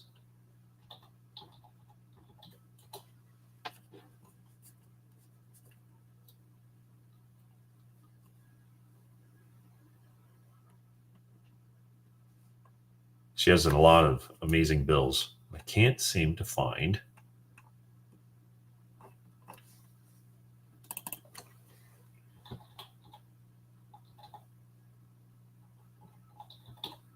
the bill that I'm thinking about. Oh, here it is. House Bill 257. So House Bill 257, again, the bill sponsor is Kira Birkeland. The floor sponsor is Senator Dan McKay out of Riverton.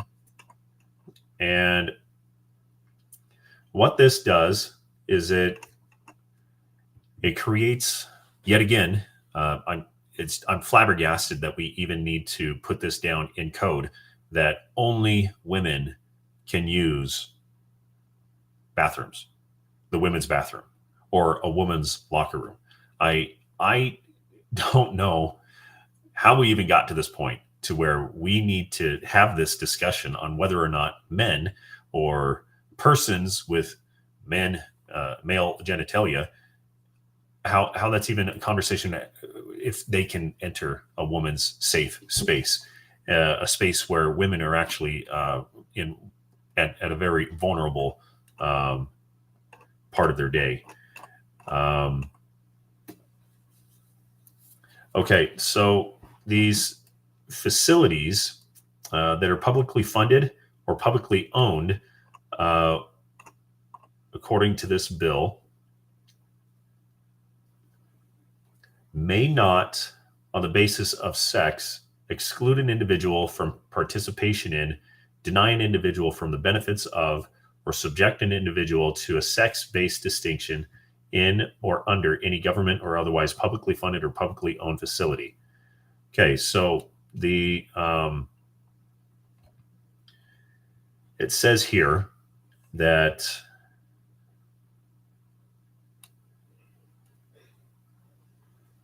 to preserve the individual privacy and competitive opportunity of females, an individual is not entitled to and may not access, use, or benefit from a government or otherwise publicly funded facility, program, or event if the facility, program, or event is designated for females.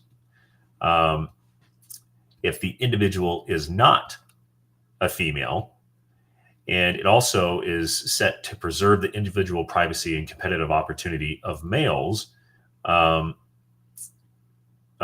basically the same thing is that the facility, program, or event, if it's designated for males, only males can compete.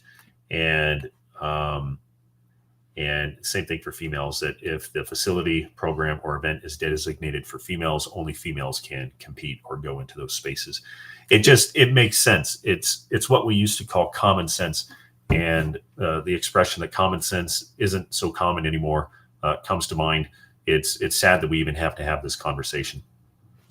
During the testimony portion of this bill up on Capitol Hill, there was an individual that went to testify on behalf of this bill, in favor of this bill. It was my own daughter. I had no idea that she was in that committee meeting.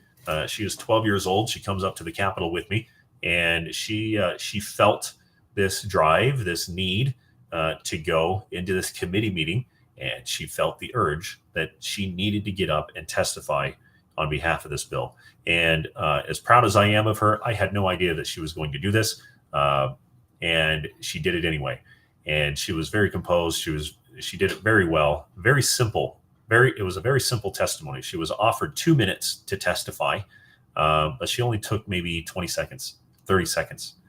She introduced who she was. She said that she was an intern for a program up there at the Capitol. And she said just very plainly and simply, I'm 12 years old. When I go to the bathroom, I don't want to have a man in the bathroom.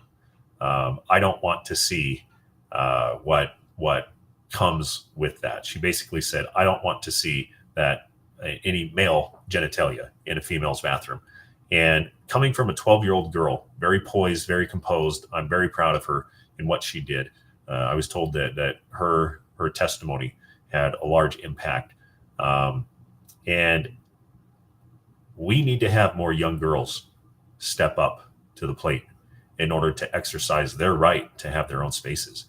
While we do have many individuals who suffer from these ideas that if they were born in the wrong body or whatever the case may be, my heart goes out to them.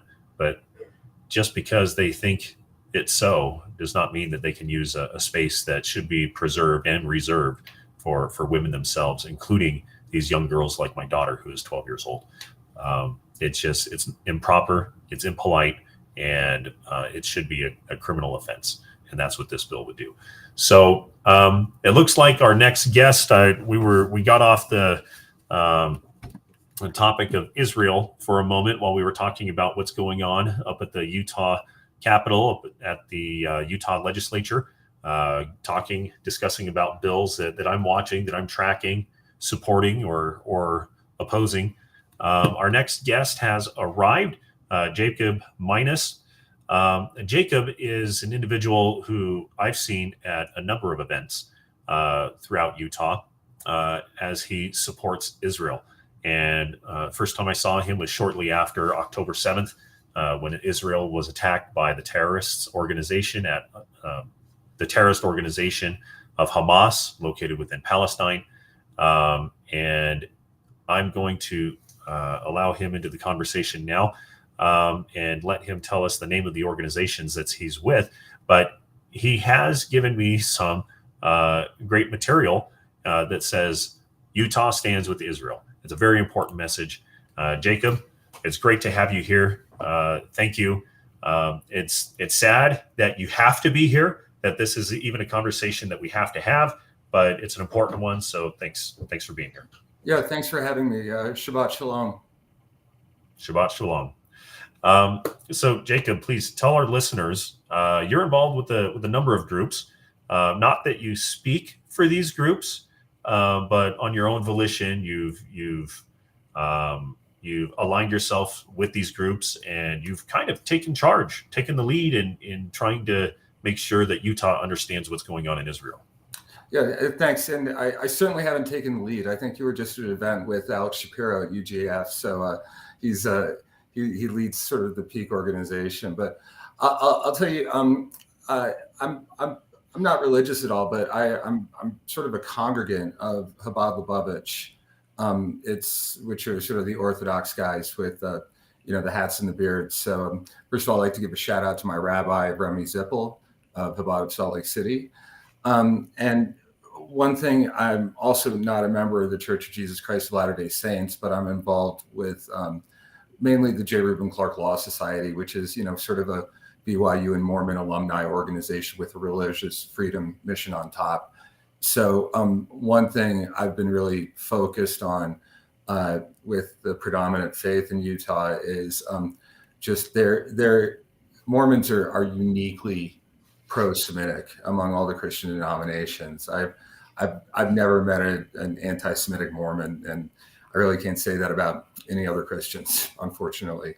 And it's really great and positive in Utah the way members of the church have been so solid on support for Israel and just overall sympathy for what's happened. I mean, I think the events that we have with respect to remembering the hostages is that there's kind of an Orwellian erasing of October 7th.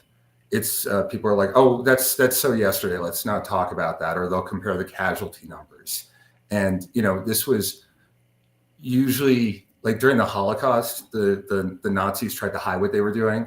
They just did this live stream, and still people either don't want to talk about it or want to deny it.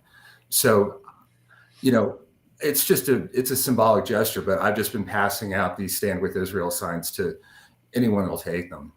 Anywhere in northern Utah, I pretty much hand deliver them. So anyone out there, thank you. It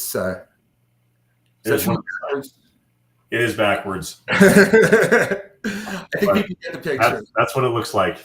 I guess my computer's on mirror image, so I apologize for that. But yeah, that's one of the signs that Jacob is passing out. It's a powerful message, Jacob. So tell us the name of the organization. How can people get these signs, and how can they support your efforts? Just find me on LinkedIn. Just message me on LinkedIn. My full name is on the chat, and the organization they're doing it on behalf of Chabad Lubavitch, which is one of the two the two major synagogues in Salt Lake. Okay, perfect. Well, Jacob, so you brought up the erasure of October 7th, or the attempt to erase what happened on October 7th. So we've had two guests on today. One who was an October 7th attack survivor. She was at the Peace Festival that morning when she and her friends just had to start running for their lives. We also had the brother of one of the survivors of the attack, but who's currently being held hostage. So his message is we need to bring them hostages home. What do you know? What can you tell me about this attempt to erase what happened? And I would say not just erase, but at the very least gaslight people about what happened on October 7th. What can you tell us? Well, it's not the first time. Well, definitely it's a repeated thing throughout history, recorded history. But what I meant by that is the Palestinian tactic of provoking, doing something terrible to provoke a response. That's been their consistent tactic in asymmetric warfare. They just did it in an incredibly successful fashion this time. But and playing the victim afterward. Yeah, that's and they have a compliant Western media that's sympathetic, and what's especially concerning right now is they have the goodwill of the UN as a whole. Yeah, tell us about that. So from what I know, there's it's not the UN, or maybe it is the UN, where there are some countries that have petitioned for Israel to stop what they're doing. Do you know anything about that? I know a little, and I'm a lawyer by training, but I'm not. This is definitely my area of the law. I've read the papers, so I'm just giving a lay reading. But the International Court of Justice is like an offshoot of the UN, and it's where member states can take each other to court to settle disputes. So the typical ICJ case is like two neighboring countries with a friendly border dispute, saying, where did the riparian rights end and where does the other guys begin? Like very technical, sort of dry legal stuff. In this case, South Africa, which has no real interest, filed a claim on behalf of the Palestinians. So it's just like they kind of, I don't know, it was kind of like a concerned citizen or a Karen just said, that. And the allegation is basically that Israel's conduct constitutes genocide. Now, there's and part of it is, the irony is they were just subjected to an atrocity that looks a lot like genocide. And that's one of them. I don't want to go into the legalities so much, other than to say that the standards, supposedly being applied to Israel, like in this complaint, are standards that would convict every country in the world, including the United States. The way we flattened Mosul, was justified, but was more brutal and less targeted than what the Israelis are doing now. But I just want to point out, these are anti-Semitic tropes. That the Jews are the real Nazis. Is that as soon as the war ended, as soon as World War II ended, and especially that's a classic trope. Having a double standard applied to Israel, that's the difference. That's where, sort of anti-Zionism becomes anti-Semitism.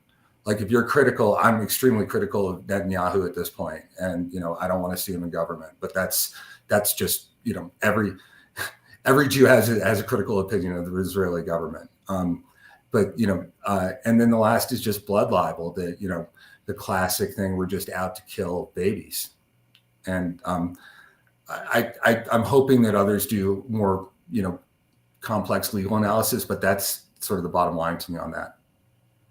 Yeah, it just, those don't make sense. Those arguments against Israel. Here we have a terrorist organization who hides within a civilian population, and we talked about this earlier with our last guest, how they'll provoke, and I'm glad that you mentioned it. They provoke an attack.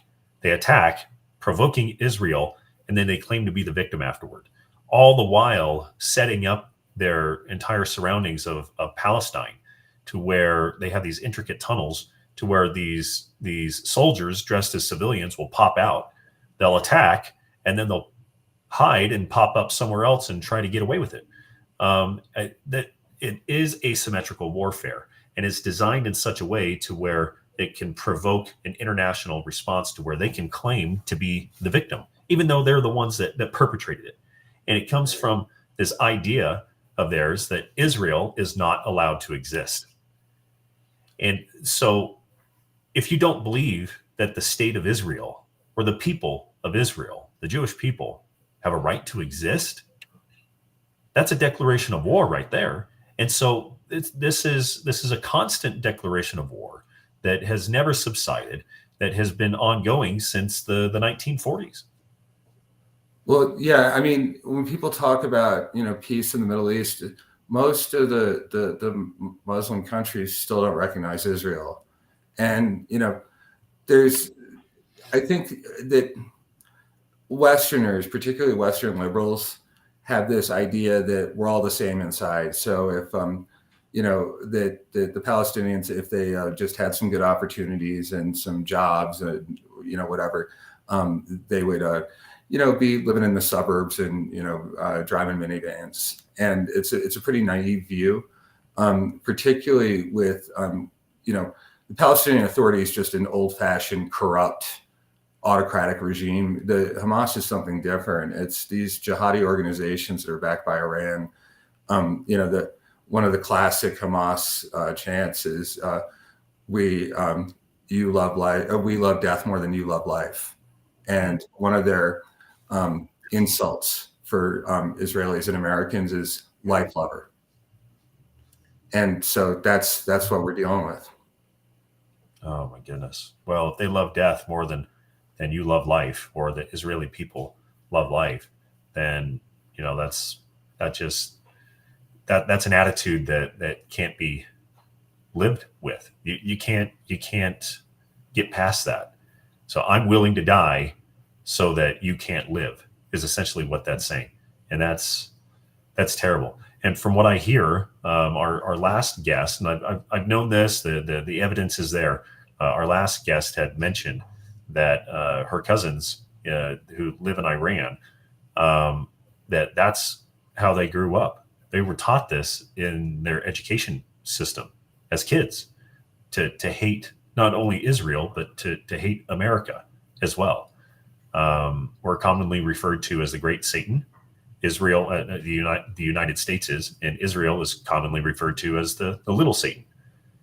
And so how do we get past this? I mean, that's a huge question that that so many thousands and millions of people would like to know. Just how do we get past the hate, and not just hate, but it is directed anti-Semitism as well. But the hate that's there for any people, is there a solution? I know that that's a really big question to ask you, Jacob, but is there a solution?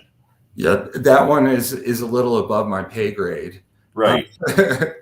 But I mean, look, there's something, that, and this is not just my views. This is from, Israeli law professors that I met through the Federalist Society. Is the big picture questions are just not real or relevant to Jews, and especially Israelis right now. Like, what's the solution? There's a Hebrew term to state it, where the sarcasm, really comes through, but we don't want any advice of, how to conduct the war. The IDF has to do what they have to do. And, they need as long as they need. And I completely trust them to conduct the war in a humane fashion, or as humane a fashion as they're allowed by their opponents to do so. So, it's more than just, assassinating, a bunch of Hamas leaders, although that has to happen. It's, there has to be a denazification. And particularly what you talked about in Iran about, the educational system being like that. In Gaza, you have the UN Refugee Organization that's solely for Palestinians, funding schools that teach anti-Semitic propaganda. And so, like, they've had 15 years, with the youth to turn them into adults. Like, that process is going to, I don't know how it's going to unwind, but it's going to be like, our, experience in Iraq or our experience in Germany. Yeah, it's generational warfare, and it's a sad thing. Even so much so I said earlier that this conflict started in the 1940s, when you have the surrounding state, or the states, the countries, states with a capital S, the states that surround Israel, when Israel was created after World War II, at least in its current iteration. That all of these countries just do not believe that Israel has its right to exist. This didn't start in the 40s. This has been going on for millennia. And I want to point out to our listeners that if you look at the Bible as a religious text or as a historical document, it doesn't matter. But the fact is that this is family. This is a family matter. This conflict that's going on goes back to Father Abraham and the Abrahamic covenant, where a certain portion of land was given to some of the children of Abraham. And this idea that this land is so special, so many people are fighting for it. The land was given to Israel. The land was given to the Israelis, the Israelites, the Jewish people.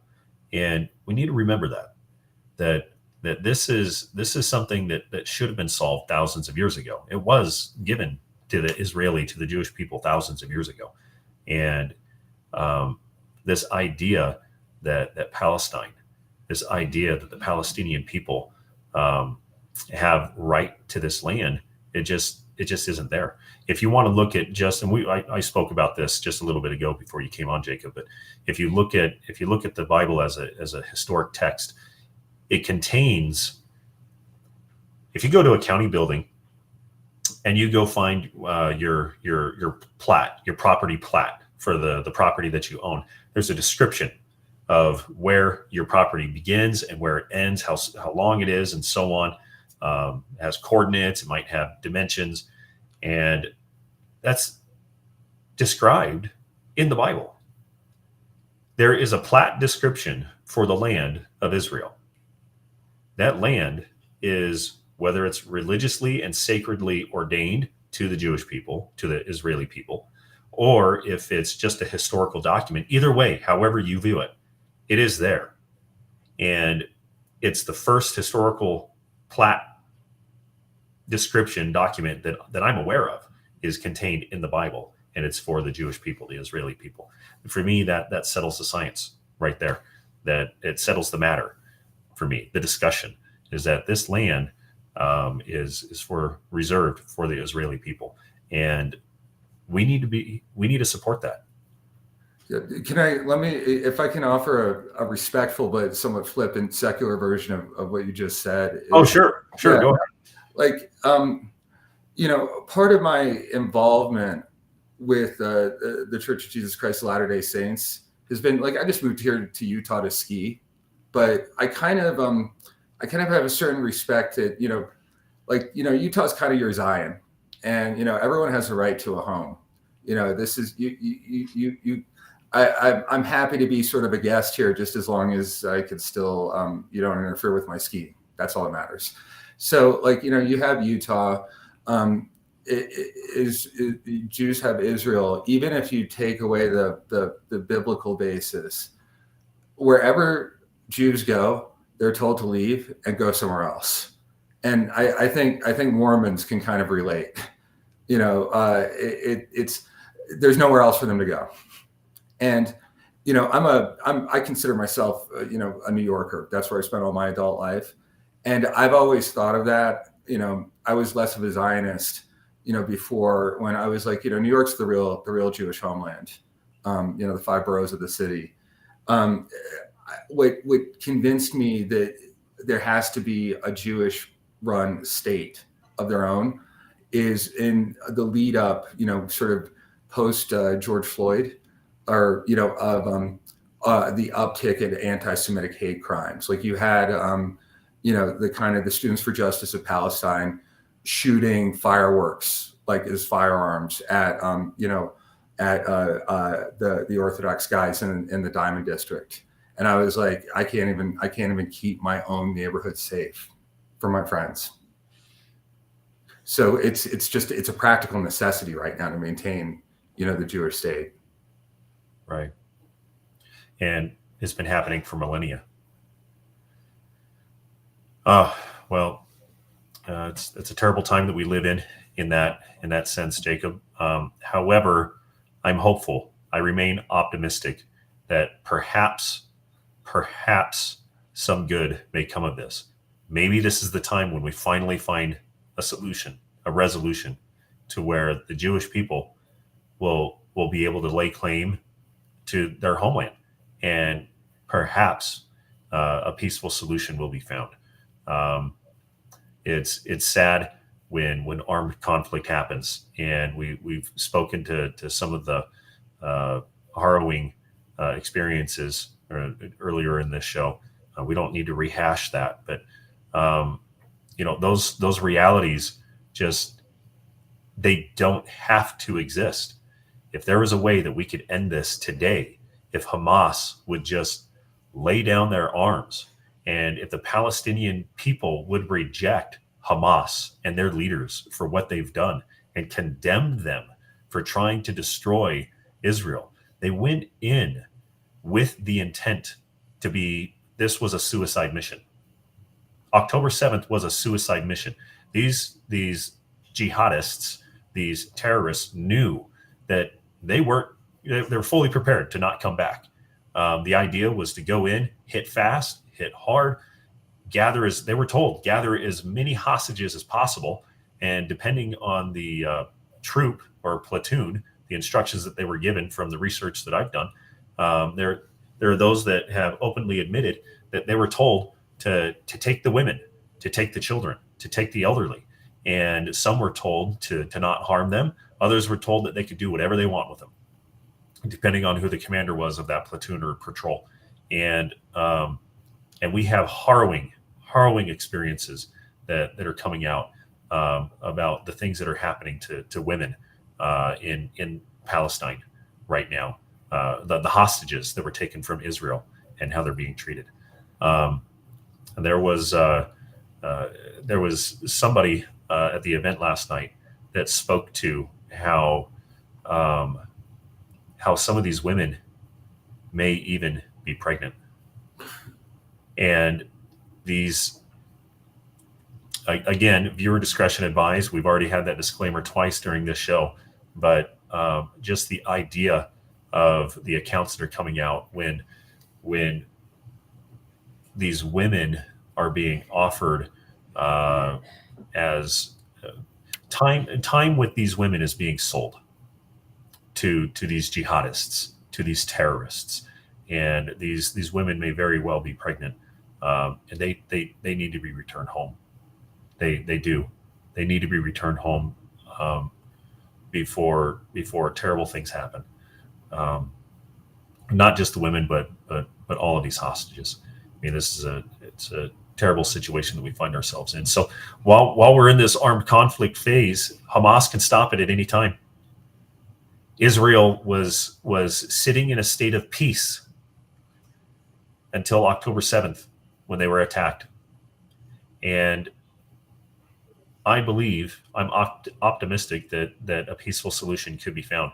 But those who were the heads of this attack, they need to be held accountable. They need to be held responsible. Thank you for that. I have to be honest. I don't share your optimism, about the conflict. I definitely. Let me put it this way: the way I was taught by my rabbis is that anti-Semitism and Semitism go together hand in hand. You can't have one without the other, and that's why it's been going on since the written word. The one thing I am really optimistic about is the domestic support I've found in Utah handing out these signs. When I'm skiing, I have an Israel sticker on my helmet. When I'm out around town, I get wearing an Israel baseball cap, and people are like, I like your hat or I like your sticker, and then it turns into a conversation. And the reason. And I also, over Christmas, I've seen, a lot of tourists come in, Jewish tourists from like the big cities. And, we always talk about how this is like a refuge. This is a safe space to be visibly Jewish. And, they're coming from places that aren't. I'm a graduate, both of University of Pennsylvania and Columbia Law. And this is where the real problems are. And I think although, in Utah, I'm kind of preaching to the choir. There's a matter of national support. The only thing holding back UN sanctions on Israel is the U.S.'s veto at the Security Council. And, Biden has been pretty good, but he's definitely got a lot of pressure from his left wing to not hold the course. And this is, because of my pessimism, what's going on in the Middle East, it's, and when you talk about generational warfare, I mean, the point of these atrocities was to inflict a psychic wound that's going to be transmitted, to people's children who aren't even born yet. It's, especially, and the one thing with, Mormons is that they cycle in and out of Utah all the time, and they have relatives all over the place. You're kind of a wandering people too. And you can call your relatives in LA or New York or whatever and say, you should go to this Israel march, stuff like that, just basic friendship. And I think that's really valuable. And that's really one of the big upsides of, and when you say something good is coming out of this. The other thing, and I'm not sure if it's okay to say this on a conservative podcast, is there are some Democratic Jews, like guys like Senator Fetterman has suddenly woken up and become a moderate Republican apparently, and I think a lot of it is as a former self-described progressive, he's kind of looked around and saw that his intersectional friends really don't have his back when it comes to his own people, and I could sort of own the libs by talking to that point, but I'd rather welcome them. Well, that's good. That's good. That's a good political strategy, but also it's just the right thing to do too. Um, it doesn't matter what side of the aisle you're on. I think that, or that anybody's on. I think that we could all come together with the understanding that this is an act of genocide. What's happening? I'm not talking about Israel going after Hamas leaders. I'm talking about Hamas going after Israel. That is an act of genocide. It is Hamas that chants from the river to the sea. That is a genocidal statement in the understanding that Israel does not have a right to exist, that the people either need to be destroyed or they need to leave. That is genocidal. And this attack was perpetrated by and started by Hamas. So yeah, it's it's not just from the river to the sea. Death to Israel is explicitly in the Hamas charter, and a hadith, like a saying of Muhammad, it's questionable providence, pretty much says that at the end times we're going to exterminate all these people.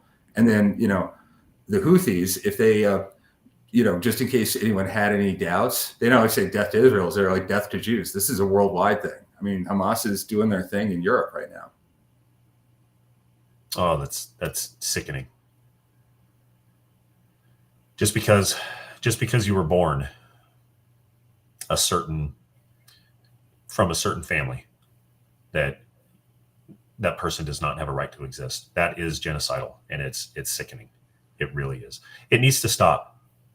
It needs to stop, and I'm hoping that this will be the chance to stop it.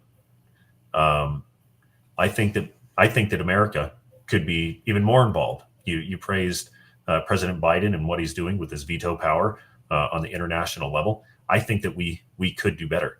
I think that if we had a stronger leader in charge of America, I don't want to go down this rabbit hole too often or too much, but I think that if we had a stronger leader that wasn't such a pushover, who would exercise more power and authority than just veto power, I think that perhaps the attack on October 7th and this whole fiasco that we find ourselves in now, I think that it could have even been prevented. I think that if we would have had, on the national scale, a stronger leader that those in the Middle East know, we don't want to mess with this guy because he's willing to pull the trigger and he's willing to go after us. I think that they would have thought differently, and that, like I said, October 7th wouldn't have happened. Oh, and just to make absolutely clear, I'm taking no position in the Republican presidential primary, but sure. I mean, things were incredibly quiet under Trump, incredibly quiet.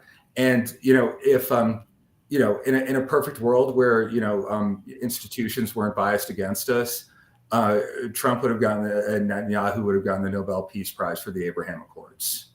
And the sort of the liberal thinking on foreign policy is that for normalization of Israeli relations with the Arab world, that a Palestinian state was a precondition for that, and Trump and Netanyahu proved everybody wrong in that respect. Mm-hmm. And the way that I remember, I was a big Bibi fan before October 7th. Now I have totally different views, but I was listening to him on a podcast with Barry Weiss, before. And he was talking about, we had to create a free market economy, and Israel was very socialist previously, and it was just we had to do it to be strong, to be able to defend ourselves. And we started. It convinces countries like Saudi Arabia, and the new generation in the royal family that you'd rather be like Dubai and have a nice shopping mall, instead of being like Iran and funding jihadis. It's a better life. And just like this stuff, particularly with the Houthis, that we're letting world trade be held up and our foreign policy be pressured by a couple of teenagers with flip-flops and guns. And this is, with the most, I don't think, Trump, I think would have just sent in a couple of missiles, probably without even consulting anyone. And, maybe the guy was, he's a little crazy, but there's that kind of hot-headedness seems to get some kind of respect from the world's despots. Right. Well, he knows how to play their game. And when it comes to characters, bad actors like Hamas, terrorists like Hamas, there's only one language that they speak. And when you speak their language and you speak it better than they do, it definitely puts them in their place. Well, Jacob, we have a few minutes left for the show. Is there anything, please tell our listeners again where they can find the material. You said that they can reach out to you on LinkedIn, yes. Just searching your name. And then please, how else can they find you, find your material? How can they connect with you? How do they get the material? Do they have to pay for shipping? Go over that, and then any final words that you have for our listeners. No, it's just contact me on LinkedIn, and that's the only social media I maintain. If you're in northern Utah, like definitely Salt Lake County, maybe if you're in adjacent counties, I'll hand deliver them to you. Just give me an address and how many signs you want, and it's all free of charge. If you want to give me money, I'll just buy more signs with them. And there's something funny, or not funny, but it's kind of crazy. It's actually a story from my rabbi about what Jewishness is, and I think it's relevant in this moment. I assume everybody remembers Daniel Pearl, the journalist who was on video being decapitated by ISIS,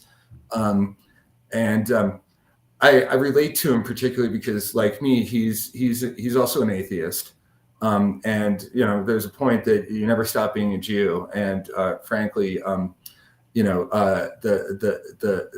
Nazis and Jew haters don't care whether you believe in God or keep kosher.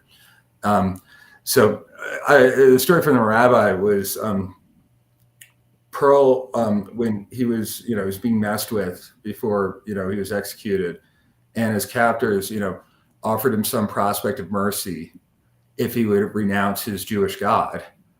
And all he said right before he got it is, my mother is Jew, my father is Jew, excuse my French for a minute, F you. And particularly for a non-believer, how you leave this world is maybe the most important thing. And sorry, I'm going to get upset for a second, but like that's makes him one of my heroes. Yeah. Okay. Well, the struggle is real, Jacob, and this definitely brings up a lot of hard feelings and emotional feelings for a lot of people. I'm sorry that we're having to go through this at this point in time. I'm hoping that something good will come of this. I'm hoping that the Jews will finally find peace, hopefully at the end of this.